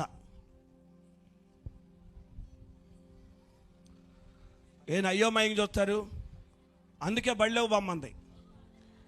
మా ఊర్లో ఒకడు అన్నాడు, మా బాబు పట్టిన పిచ్చేగా నాకెందుకు చదువు అన్నాడు. యేసు రక్తమే. స్తోత్రం. 594 ప్లస్ 594 ఈజ్ ఈక్వల్ టు 1188. 1188 గుర్తుపెట్టుకోండి. యేసు రక్తమే. 1188. దీనికి ముందు కీర్తనలు పెట్టండి, కీర్తనలు అని పెట్టండి. కీర్తనలు 1188. కీర్తనలు 1188 ఉందా? ఉంటే చదవండి. యేసు రక్తమే. కీర్తనలు 1188 ఉంటే చదవండి. ఆయనకి అర్థమైంది, అందుకే చదివాడు. యేసు రక్తమే. స్తోత్రం. కీర్తనలు 1188 అంటే 118వ కీర్తన 8వ వచనం అని అర్థం. అందులో ఏమని చదవండి? మనుషులను నమ్ముకొనుట కంటే యెహోవాను ఆశ్రయించుట. యేసు రక్తమే. ఇది బైబిల్ గ్రంథంలో ఉన్న వాక్యాలన్నిటికంటే ప్రధానమైన వాక్యం ఇది అసలు. యేసు రక్తమే. మనుషులను నమ్మవద్దు, మనుషులను నమ్మవద్దు. మనుషులను నమ్ముకొనుట కంటే యెహోవాను చెప్పండి ఆశ్రయించుట. హల్లెలూయా. యోసేపు మనుషుల వైపు చూసినంతసేపు సమాధానం రాలా, విడుదల రాలా, విల్లు బలమైనదిగా మార్చబడలేదు. కానీ దేవుని వైపు చూశాడు, అప్పుడు తన విల్లు బలమైనదిగా మార్చబడింది. కనుక ప్రభువుని పేర మనుషుల వైపు చూడొద్దు. చాలా మంది మనుషుల వైపు చూసి మోసపోతున్నారు. మనుషులను నమ్ముతున్నారు, బంధువులను నమ్ముతున్నారు, స్నేహితులను నమ్ముతున్నారు, ఎవరో ఏదో చేస్తారు అనుకుంటున్నారు, నాయకులను నమ్ముతున్నారు. యేసు రక్తమే. స్తోత్రం. నమ్మి నమ్మి మనుషులను నీవు నమ్మి నమ్మి పలుమార్లు మోసపోయావు, పలుమార్లు మోసపోయావు, పలుమార్లు మోసపోయావు, పలుమార్లు మోస ఇలా ఎంత కాలము నీవు సాగిపోదు, ఇలా ఎంత కాలము నీవు సాగిపోదు. నమ్మి నమ్మి మనుషులను నీవు నమ్మి నమ్మి పలుమార్లు మోసపోయావు, పలుమార్లు మోసపోయావు. హల్లెలూయా. మనుషులను నమ్మి మోసపోతున్నవేమో, ఇప్పటికే పలుమార్లు మోసపోయేవేమో. మనుషులు నమ్మొద్దు, మనుషుల వైపు చూడవద్దు. ఇదిగో యెహోవా తట్టు నీ కన్నులెత్తు, సజీవుడైన వాని వైపు నీ కన్నులెత్తు. మన కొరకు ప్రాణం పెట్టి రక్తము కార్చి భూమికి ఆకాశానికి మధ్యలో సిలువ మ్రాను మీద వ్రాలాడిన యేసయ్య వైపు నీ కన్నులెత్తు. నీ పట్ల ఆయన గొప్ప కార్యాలు చేస్తాడు.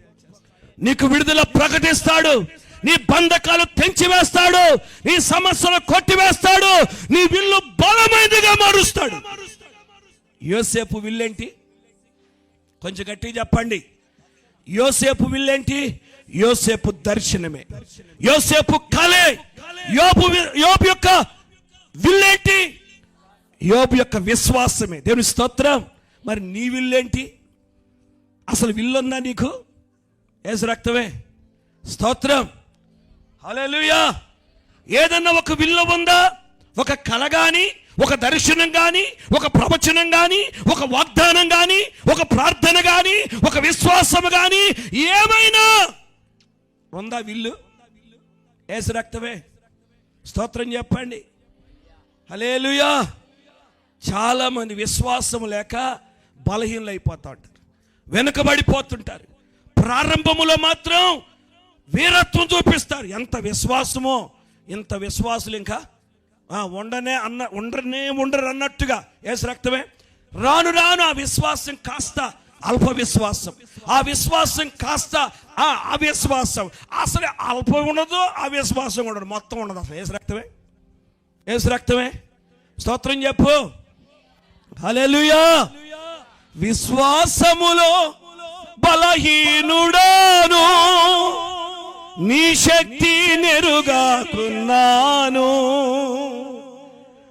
విశ్వాసములో బలహీనుడాను, నీ శక్తి నెరుగాకున్నాను. బలపరచు నీదు బిడ్డాను,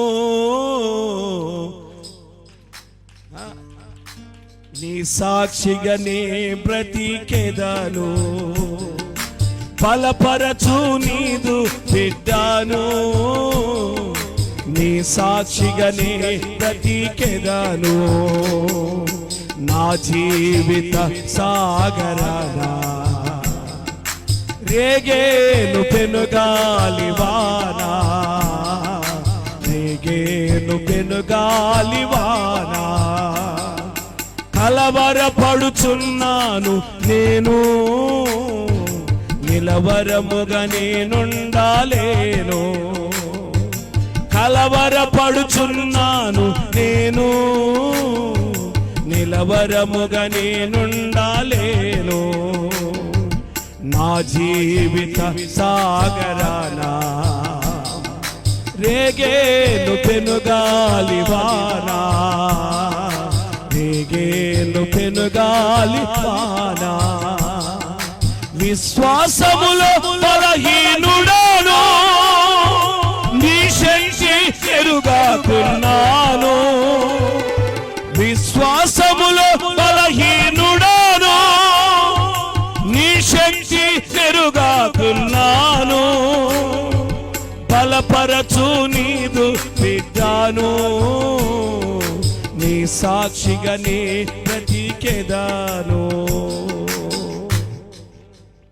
ఈ పాట రాస్తూ భక్తుడు కోరుకుంటున్నాడు, విశ్వాసంలో బలహీనయ్యా, నీ శక్తిని నేను ఎరుగకుండా ఉన్నానయ్యా, నన్ను బలపరచయ్యా, నీ సాక్షిగా నేను నిలబడతాను అని అంటాడు. స్తోత్రం.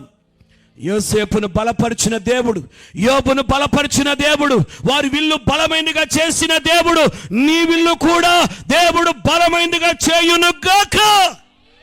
హల్లెలూయా. విశ్వాసం ఉందా?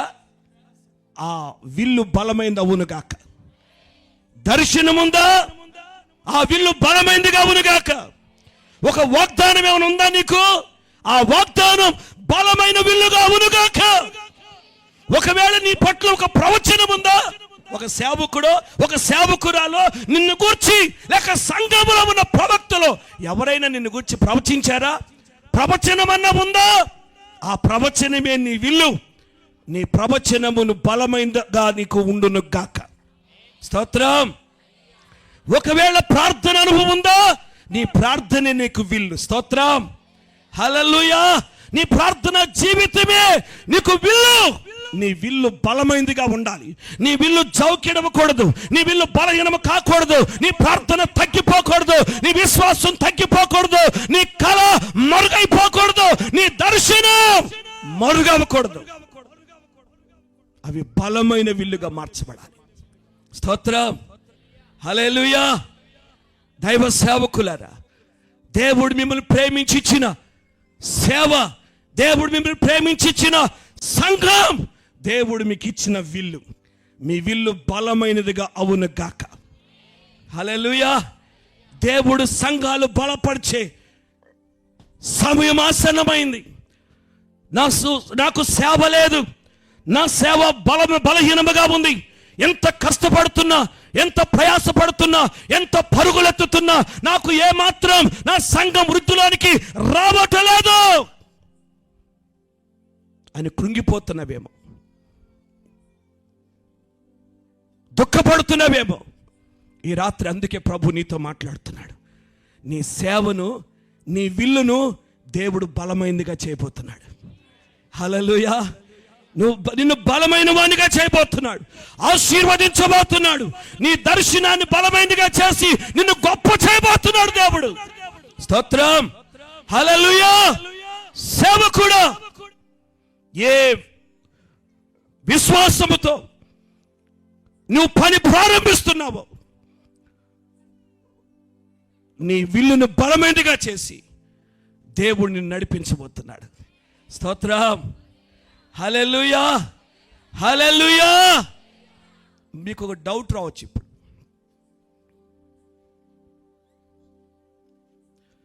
యోసేపు విల్లు బలమైంది అయితే, యోబు విల్లు బలమైంది అయితే, మరి ఎందుకు ఈ శ్రమలు, ఎందుకు ఈ కష్టాలు, ఎందుకు ఈ శోధనలు అని అనుకోవచ్చు. యేసు రక్తమే. స్తోత్రం చెప్పు. ఎంతమందికి డౌట్ వచ్చింది? విల్లు బలమైందే కానీ శ్రమలు వచ్చాయి, శోధనలు వచ్చాయి. స్తోత్రం చెప్పండి. ఇప్పుడు జాగ్రత్తగా గమనించండి. యోసేపు విల్లు, యోసేపు దర్శనమే, యోసేపు కలే, కానీ బాణం మాత్రం యోసేపు. యోబు యొక్క విల్లు విశ్వాసమే, కానీ బాణం మాత్రం యోబు. స్తోత్రం. సేవకుని విల్లు సంఘమే, బాణం మాత్రం సేవకుడు. స్తోత్రం, హల్లెలూయా. నీ ప్రార్థన విల్లే, బాణం మాత్రం నువ్వే, యేసు రక్తమే. హల్లెలూయా, హల్లెలూయా. నీ దర్శనం విల్లే, కానీ బాణం మాత్రం నువ్వే, యేసు రక్తమే. హల్లెలూయా.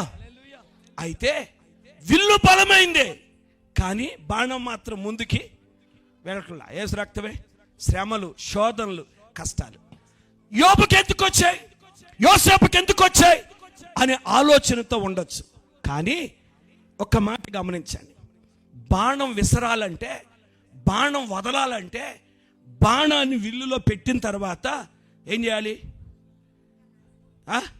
ముందు వెనకకి లాగాలి.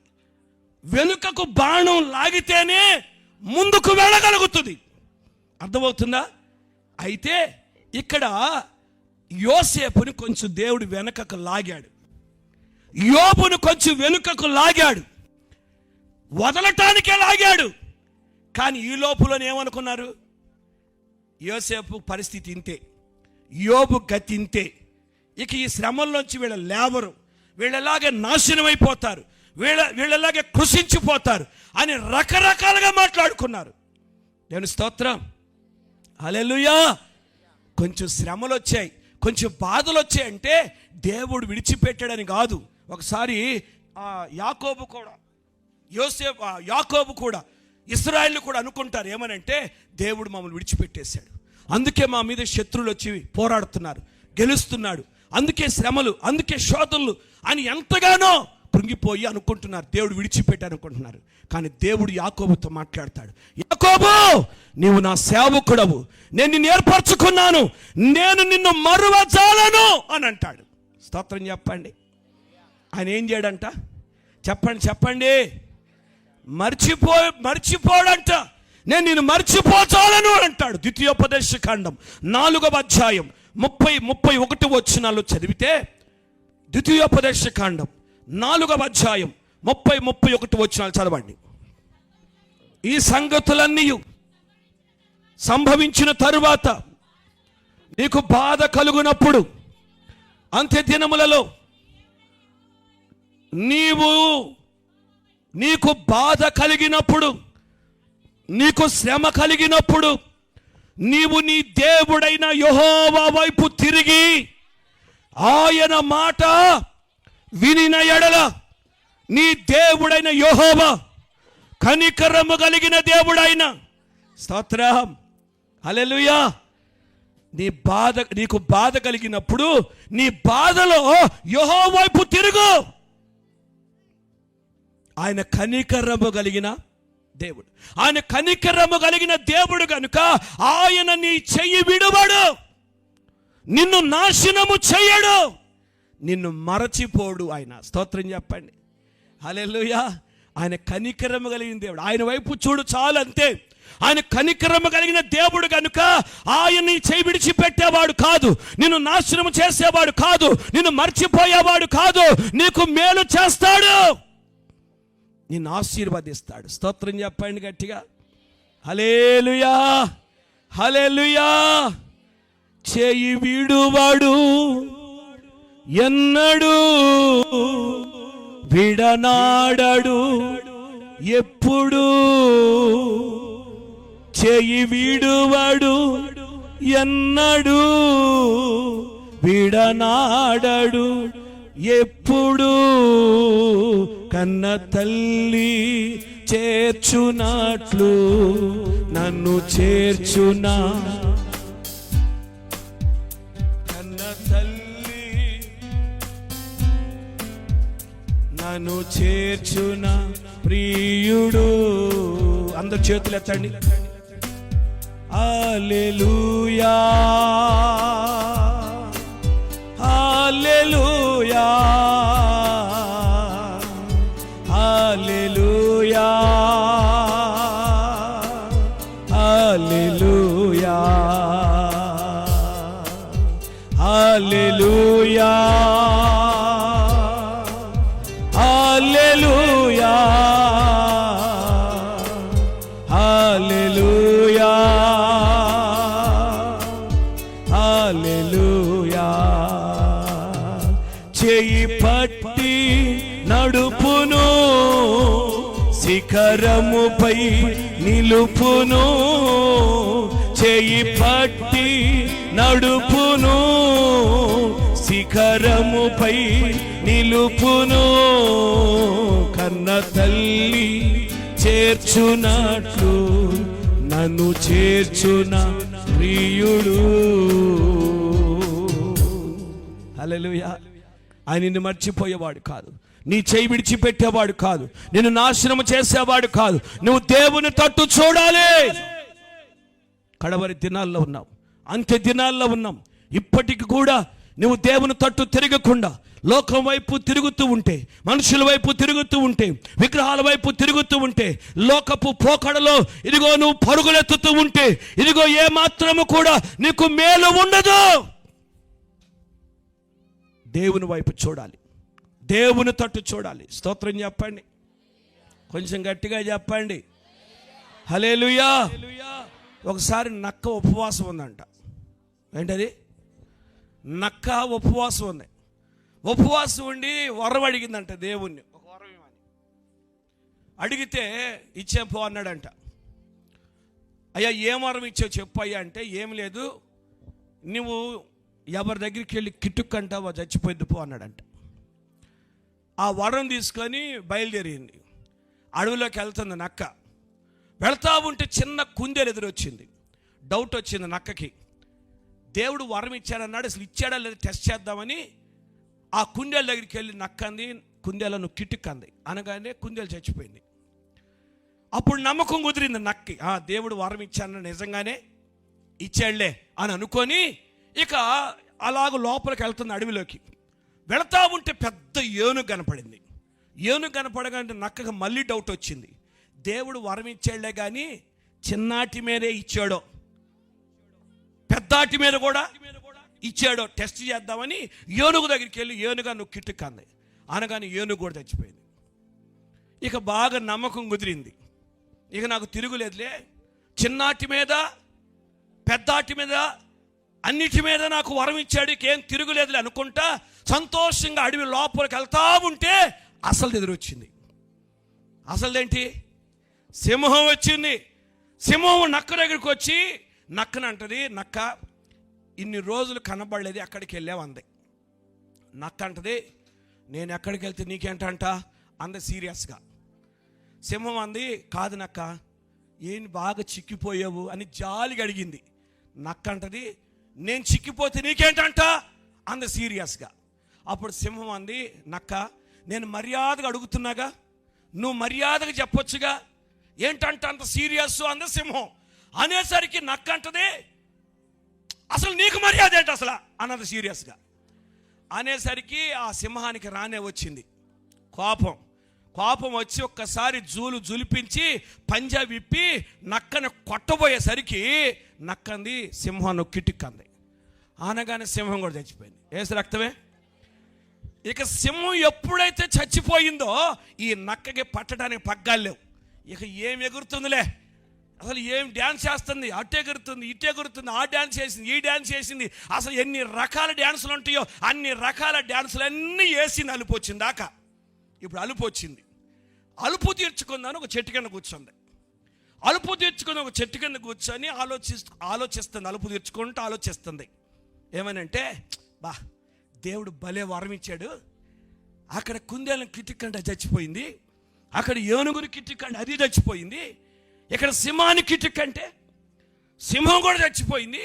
అసలు ఈ వరం భలే పనిచేసింది, ఇన్నిటి మీద ఈ వరం పనిచేసింది కదా, నా మీద చేసిద్దా లేదని నక్క నువ్వు కిటుక్కంది, అది చచ్చింది. ఏసు రక్తవే. ఇశ్రాయేలు చౌకిచ్చు విల్లుగా మారిపోట కారణం ఏంటంటే వాళ్ళ కిటుకు వాళ్ళే చెప్పుకున్నారు, వాళ్ళ నెత్తి మీద వాళ్ళే చేయబెట్టుకున్నారు. ఏసు రక్తమే. స్తోత్రం, హల్లెలూయా. ఆ నక్కేం చేయాలి? అయ్యా నాకు ఇంత మంచి వరం ఇచ్చాను, దేవుని వైపు చూడాలిగా. చూసిందా? చూడలా. తన నెత్తి మీద తానే చేయి పెట్టుకో. ఇప్పుడు చాలామంది ఇలాంటి స్థితిలోకి వెళ్ళిపోతున్నారు. మొదటున్న విశ్వాసం లేదు, మొదటున్న ప్రార్థన లేదు, మొదటున్న భక్తి లేదు, మొదటున్న వైరాగ్యం లేదు, బలహీనమైపోతున్నారు, తగ్గిపోతుంది విశ్వాసం. నీ చెయ్యి నీవే నీ తల మీద పెట్టుకుంటున్నావు, అది నీ శాపముగా మారిపోతుంది. నీ శాపాన్ని నువ్వే తెచ్చుకుంటున్నావు. కానీ యేసుక్రీస్తు ప్రభుల వారు మన కొరకు ఈ లోకానికి వచ్చింది, మన కొరకు రక్తము కార్చింది, మన కొరకు ప్రాణం పెట్టింది. దేని కొరకు తెలుసా? మన శాపాన్ని ఆశీర్వాదముగా మార్చడానికి. ఒకసారి గట్టిగా చప్పలు కొడితే ఏమైందంట? హల్లెలూయా. నీ శాపాన్ని ఆశీర్వాదముగా మార్చడానికి, నీ కీడుని మేలుగా మార్చడానికి, పడిపోయిన నిన్ను నిలబెట్టడానికి, కూలిపోయిన నిన్ను నిలబెట్టడానికి దేవుడు ఒక ప్రణాళిక కలిగి ఉన్నాడు నీ పట్ల. దేవునికి లోబడాలి, దేవుని తట్టు చూడు, అద్భుతమైన కార్యాలు చేస్తాడు. హల్లెలూయా. యోసేపు ప్రార్థన చేశాడా? యోసేపు మొరపెట్టాడా? పరాక్రమము కలిగిన దేవుని హస్తం యోసేపు మీదకి వచ్చిందా? చెప్పరేంటండి? దేవుని హస్తం యోసేపు మీదకి వచ్చిందా? యోసేపు విల్లు బలమైనదిగా మార్చబడిందా? ఆ తర్వాత వచ్చినాలు చదువుతా వస్తే అన్ని దీవెనలే. యేసు రక్తమే. స్తోత్రం. పైనుండి మింటి దీవెన, క్రింద దాగి ఉన్న అగాధ జలముల దీవెనలు, స్థనముల దీవెనలు, గర్భముల దీవెనలు, పితరుల దీవెనలు, పూర్వీకుల దీవెనలు, తండ్రి దీవెనలు, సర్వోన్నతుని దీవెనలు. యేసు రక్తమే. అన్ని దీవెనలు వచ్చి చిరకాల పర్వతముల కంటే హెచ్చైపోయాడంట యోసేపు. స్తోత్రం చెప్పండి. హల్లెలూయా. అన్ని దీవెనలు వచ్చాయి. యోసేపు చిరకాల పర్వతముల కంటే కూడా హెచ్చైపోయాడు. అంతగా దేవుడు దీవించాడు. ఎక్కడి నుంచి వచ్చింది దీవెన అని అంటే, ద్వితీయోపదేశకాండం 33వ అధ్యాయం 16వ వచనం చదవండి ఒకసారి. సంపూర్ణముగా ఫలించు భూమికి కలిగిన శ్రేష్ఠ పదార్థముల వలన యెహోవా అతని భూమిని దీవించును. పొదలలో నుండి పొదలో నుండిన వాని కటాక్షము యోసేపు తల మీదికి వచ్చును. తన సహోదరులలో ప్రఖ్యాతి నొందిన వాని నడినెత్తి మీదికి అది వచ్చును. నడినెత్తి మీదికి ఎక్కడికంట? ఎవరు నడినెత్తి? అది యోసేపు నడినెత్తి మీదకి వచ్చిందంట కటాక్షం. యోసేపు నడినెత్తి మీదకి వచ్చినాయంట దీవెనలు. ఎక్కడి నుండి అని అంటే పొదలో ఉన్నవాని కటాక్షం అని వ్రాయబడింది అక్కడ. ఏమ్మా, ఎవరి కటాక్షం అంట? పొదలో నుండిన వాని కటాక్షం. పొదలో ఉన్నవాడెవడు? పొదలో నుండి వచ్చిన కటాక్షం ఏంటి?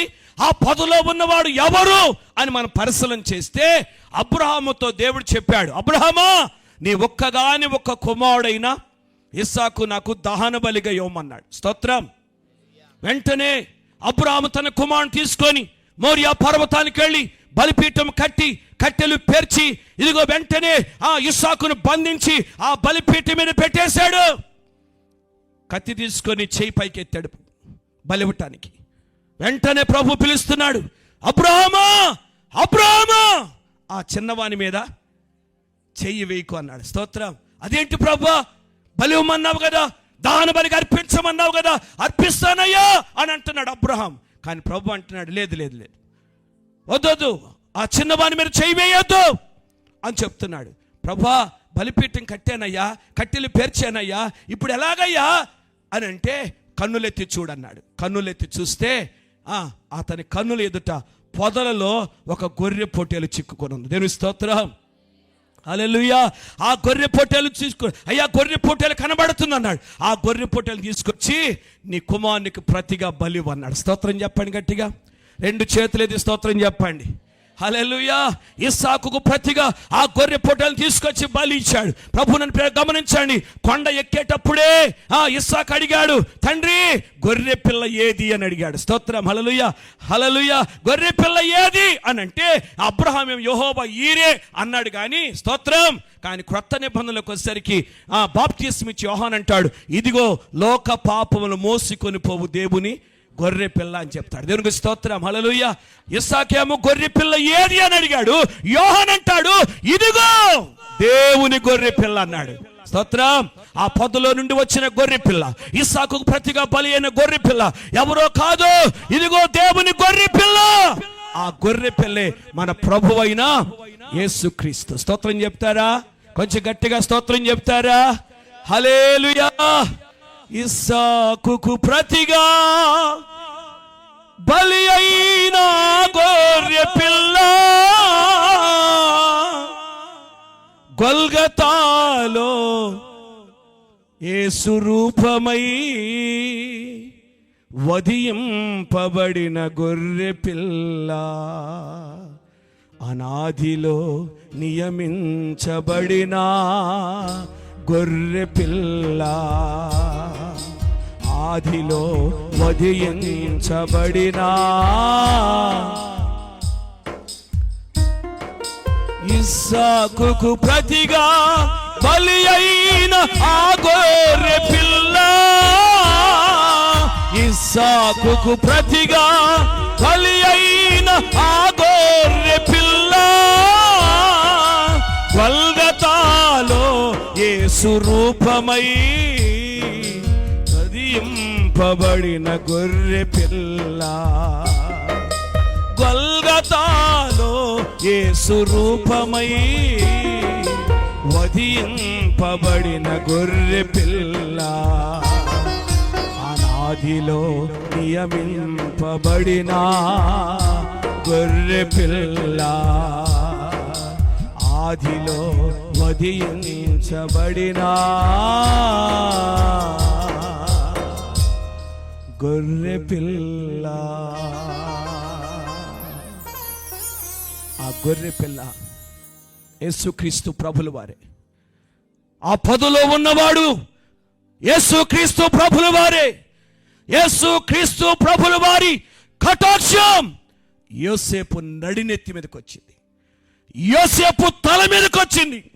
యోసేపు దీవించబడ్డాడు, చిరకాల పర్వతముల కంటే హెచ్చించబడ్డాడు. స్తోత్రం. హల్లెలూయా. కనుక ప్రభునని పేర ఆ ప్రభు యొక్క కటాక్షం నీ తల మీదకి రావాలి. ఆ దీవెన నీ తల మీదకి రావాలి.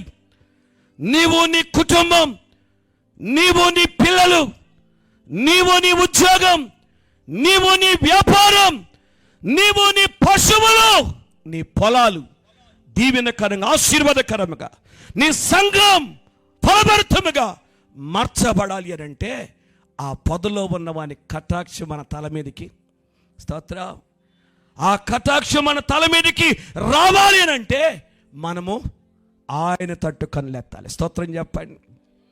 హల్లెలూయా. భూమికి ఆకాశానికి మధ్యలో శిలువ మ్రాను మీద వ్రేలాడిన యేసయ్య వైపు కన్నులెత్తి, ప్రభా నిజమేనయ్యా, నీవు తప్ప ఎవరు లేరయ్యా, నీవే నా దిక్కయ్యా, నాకు సహాయము చేసేది ఎవరు లేరు, నా సహాయకుడు నీవే, నన్ను లేవనెత్తగలిగిన వాడు నీవే అయ్యా, నన్ను నిలబెట్టగలిగిన వాడు నీవే, నీవు తప్ప ఎవరు లేరు అని ప్రార్థన చేయి. ఇప్పుడే ప్రార్థన చేయి, ఇప్పుడే ప్రభు తట్టు చూడు, ఇప్పుడే ప్రభుకు మొరపెట్టు. ఈ రాత్రే దేవుడు అద్భుత కార్యాలు చేస్తాడు. నువ్వు వెళ్ళి నీ ఇంటిలో అడుగు పెట్టగానే దేవుని కార్యాలు కన్నులారా చూడగలుగుతావు, గొప్ప కార్యాలు చూడగలుగుతావు. ఎక్కడ కృంగిపోయావు అక్కడే దేవుడిని లేవనెత్తబోతున్నాడు. ఎక్కడ తల దించుకున్నావు అక్కడ నీ తల పైకి ఎత్తబోతున్నాడు. ఎక్కడ అవమానం పొందావు అక్కడే ప్రభు నిన్ను కనపరచబోతున్నాడు. ఎక్కడ కృంగిపోయావు అక్కడే ప్రభు నిన్ను లేవనెత్తబోతున్నాడు. నీ నోటి నిండా నవ్వుంచబోతున్నాడు. అద్భుత కార్యాలని పట్ల చేయబోతున్నాడు. కనుక ప్రభు తట్టు చూడు. యోసేపుని గురించిన ప్రవచనం ఎంతగానో నెరవేరింది. యోసేపు ఆశీర్వదించబడ్డాడు, యోసేపు కటాక్షించబడ్డాడు. యోసేపు ఎంత దీవించబడ్డాడు చెప్పనా? యోసేపు ఎంతగా ఆశీర్వదించబడ్డాడు చెప్పనా? యోసేపు దీవించబడితేనండి యోసేపు ఫరో అంతటి వాడయ్యాడంట. స్తోత్రం చెప్పండి. ఎంతటి వాడయ్యాడు? ఐగుప్తు చక్రవర్తి అయినా ఫరో అంతటి వాడయ్యాడు యోసేపు. అంతగా దీవించబడ్డాడు, అంతగా ఆశీర్వదించబడ్డాడు. ఫరో రథమేనెక్కి ఆయన ఎంతగానో ఊరేగుతూ ఉన్నాడు, జయోత్సవముతో వెళుతున్నాడు. అంత గొప్ప ఆశీర్వాదాన్ని పొందాడు. స్తోత్రం. నీవు కూడా దీవించబడాలి. యోబు దీవించబడ్డాడు. యోబు ఎంతగా దీవించబడ్డాడు చెప్పనా? యోబు రెండంతలుగా దీవించబడ్డాడు, రెండంతలుగా ఆశీర్వదించబడ్డాడు. అతని కన్నీరు ఎగిరిపోయింది, అతని బాధ ఎగిరిపోయింది. ఎక్కడ కృంగిపోయాడు అక్కడ లేవనెత్తాడు, ఎక్కడ తల దించుకున్నాడు అక్కడే దేవుడు తన తల పైకి ఎత్తాడు. యోబు ఆశీర్వదించబడిన తర్వాత అతడు ఎక్కడ కాలు పెడతాడు అక్కడ దీవెన కలిగిందంట. స్తోత్రం. ఇంటిలో కాలు పెడితే ఇంటిలో దీవెన, పొలములో కాలు పెడితే పొలములో దీవెన, బంధువుల ఇంట్లో కాలు పెడితే బంధువులో దీవెన, సంఘంలో కాలు పెడితే సంఘంలో దీవెన. స్తోత్రం. అంతగా దీవించబడ్డారు. కనుక ఆ దీవెన నీవు కూడా పొందాలి. ఆ దీవెన నువ్వు పొందాలని, ఆ ఆశీర్వాదానికి మీరు కారకులు కావాలని దేవుడు తన దాసులను ప్రేరేపించి సభలు ఏర్పాటు చేశారు. అందుకే ఈ రాత్రి ప్రభు నీతో మాట్లాడుతున్నాడు. కనుక దేవుని కృపను అనుభవించాలి, దేవుని ఆశీర్వాదాన్ని అనుభవించాలని ఎంతమంది మీలో ఆశపడుతున్నారు? దేవుని దీవెన నాకు కావాలి అని ఎంతమంది ఆశపడుతున్నారు? విద్యార్థులు ఉన్నారు ఇక్కడ. విద్యార్థులారా, మీ చదువే మీకు విల్లు. మీ చదువులో మీరు దూసుకొని పోవాలి. స్తోత్రం. హల్లెలూయా. మీ చదువే మీ విల్లు కనుక మీ చదువులో మీరు దూసుకొని పోవాలంటే మీ విల్లు బలమైందిగా మార్చబడాలి. స్తోత్రం చెప్పండి. హల్లెలూయా. ఉద్యోగస్తులారా, మీ ఉద్యోగమే మీకు విల్లు. మీ విల్లు బలమైందిగా ఉంటే మీరు ఉద్యోగంలో దూసుకొని పోగలుగుతారు. వ్యాపారస్తులారా, మీ వ్యాపారమే విల్లు. మీ వ్యాపారం బలమైందిగా ఉంటే మీరు వ్యాపారంలో దూసుకొని పోగలుగుతారు. స్తోత్రం. హల్లెలూయా. దేవుడు కొంచెం వెనుకకు లాగింది, కొంచెం శ్రమలు, కొంచెం బాధలు వస్తుంది, ఇది కొంచెం వెనుకకు లాగాడు అంతే. ఎందుకంటే వెనుకకు లాగింది ముందుకు దూసుకుపోవటానికి. స్తోత్రం చెప్పు. యోసేపును వెనుకకు లాగింది ఎందుకంటే ముందుకు దూసుకుపోవటానికి. కనుక నీవు కూడా శ్రమల్లో ఉండి కొంచెం వెనుకకు లాగబడ్డావేమో. హల్లెలూయా, హల్లెలూయా. కొంచెం లాగబడ్డావేమో, వెనకబడ్డావేమో.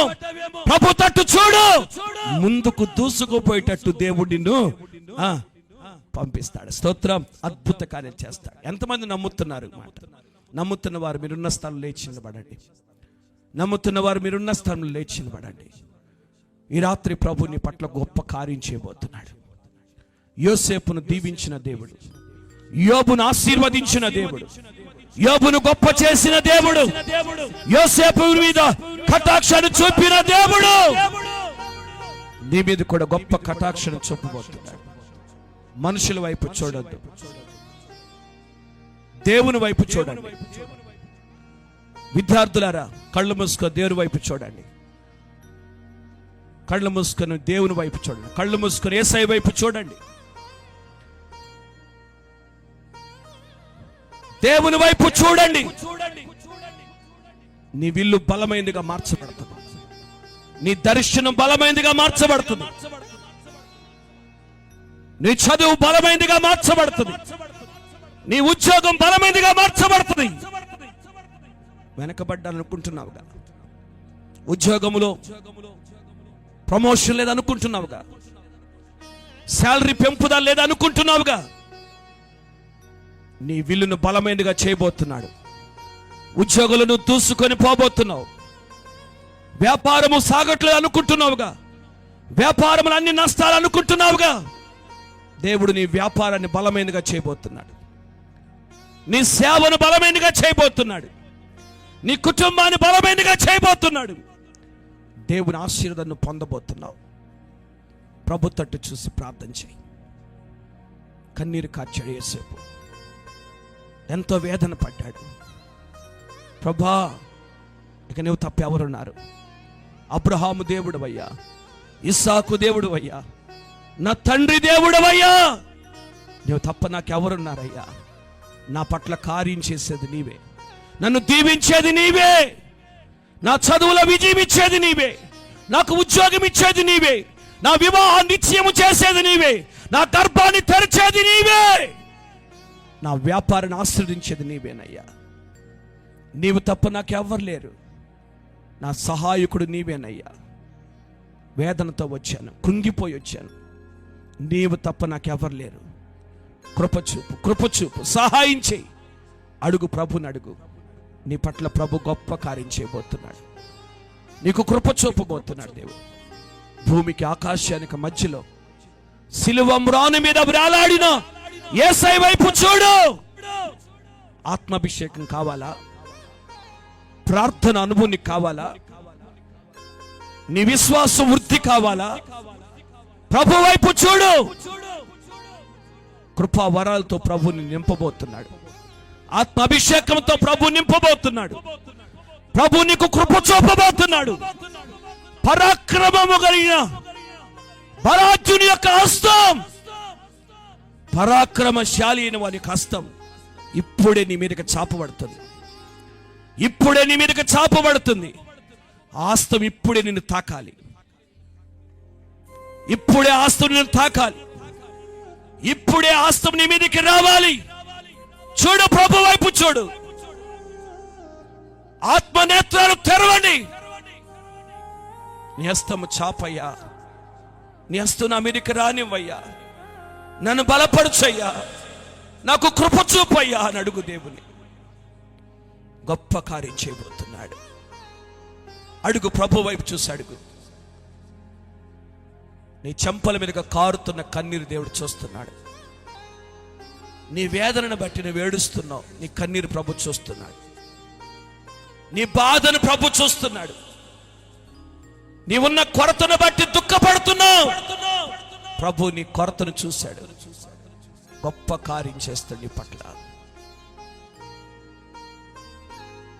వెలి అయిన యేసయ్యా,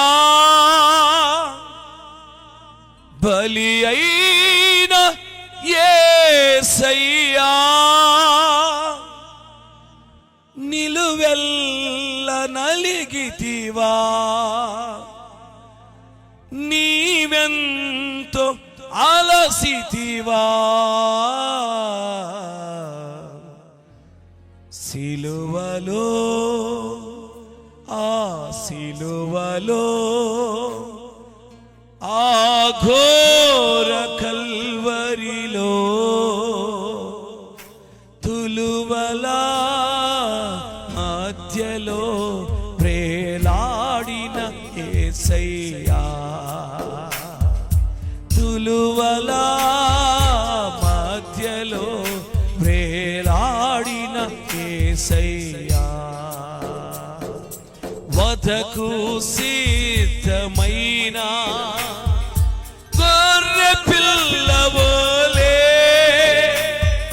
మోమున ఉమ్మివేయా మౌనివైనావే వధకు సిద్ధమైన గొర్రె పిల్లవోలే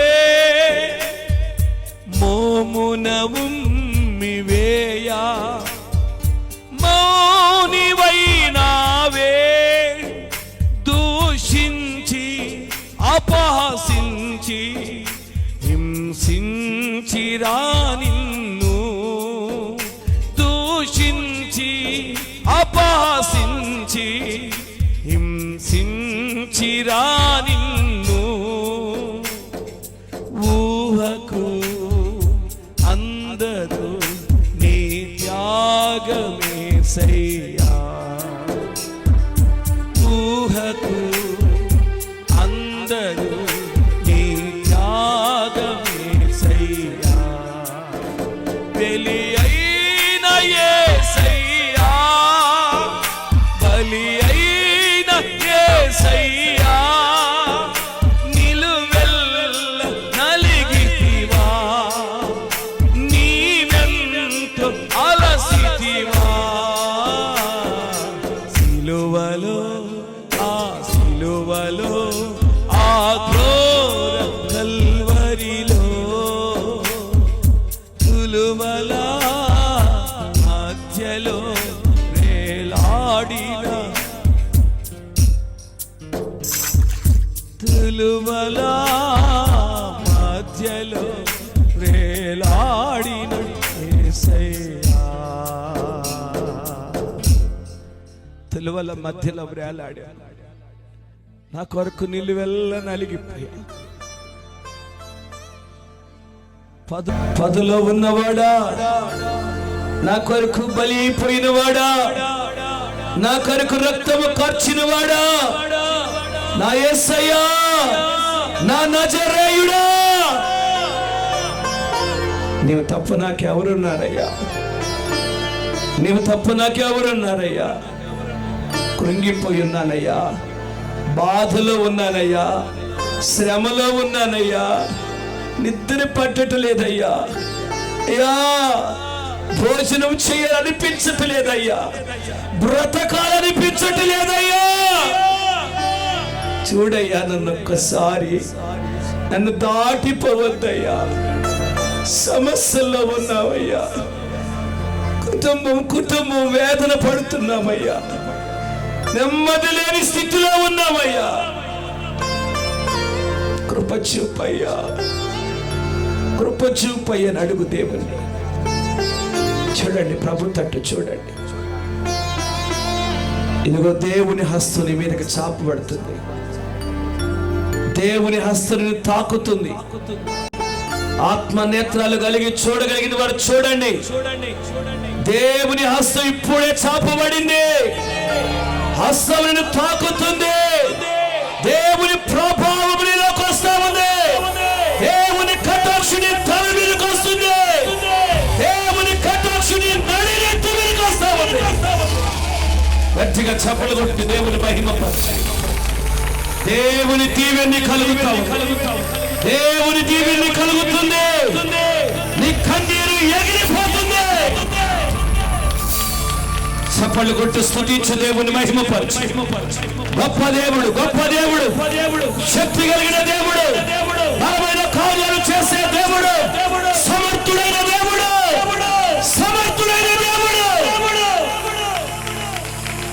నీ కన్నీరు నాట్యముగా మార్చముగా గొప్ప దేవుడు స్తుతించు దేవుని స్తుతించు హల్లెలూయా హల్లెలూయా హల్లెలూయా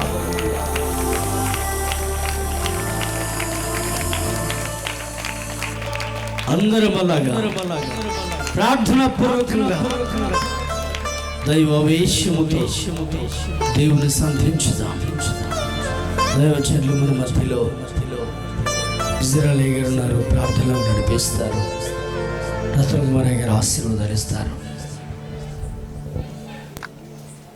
ప్రేమగల మా పరలోక తండ్రి, ఈ రాత్రికాల సమయంలోనైనా మీరు ఏర్పరచుకున్నటువంటి మీ దైవదాసుని ద్వారానైనా ఈ రాత్రి మీరు మాట్లాడిన ప్రతి లేఖనాన్ని బట్టి మీకు స్తోత్రాలు చెల్లిస్తూ ఉన్నాం. ఎందరైతేనైనా ఈ రాత్రి వారి హృదయాలు తెరచి ప్రభువానైనా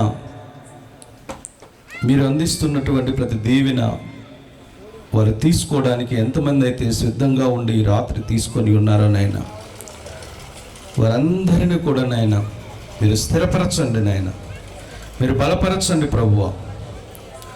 ఈ రాత్రినైనా మీ దీవెనలు పొంది ఈ స్థలం నుంచి ప్రతి ఒక్కరు కూడా వెళ్ళున్నట్లుగా నాయన, ఏ ఒక్కరు కూడా ఖాళీగా వెళ్ళకుండా నాయన, మీ సన్నిధి యొక్క అభిషేకపు సన్నిధి చేతనైనా ఈ స్థలం నుంచి ప్రతి ఒక్కరు వెళ్ళున్నట్లుగా నాయన ఈ రాత్రి మీరు దీవించమని, కృప చూపించమని, విత్తబడిన ప్రతి లేఖనము ప్రతి హృదయములోనైనా ఫలించున్నట్లుగానైనా ఈ రాత్రి మీ కార్యాన్ని ప్రతి ఒక్కరి జీవితాల్లో మీరు జరిగించి మీ దీవెన మీ ఆశీర్వాదముతో నాయన ఈ స్థలం నుంచి ప్రతి ఒక్కరూ వెళ్ళగలుగునట్లుగా పరిశుద్ధాత్మదేవ మీ కార్యాన్ని బలంగానైనా ప్రతి ఒక్కరి జీవితంలో జరిగించమని, మీ కృప చూపించమని ఈ రాత్రి చేయబడిన ఈ పరిచర్య అంతటిని బట్టి నాయన మీకే వందనములు స్తోత్రాలు చెల్లిస్తూ ఈ పరిచర్య కొరకై ఎవరైతే ప్రత్యక్షంగా పరోక్షంగా నాయన సహాయపడి ఉన్నారో వారిని, వారి కుటుంబాలను మీరు దీవించండి, సంఘాన్ని మీరు దీవించండి నాయన.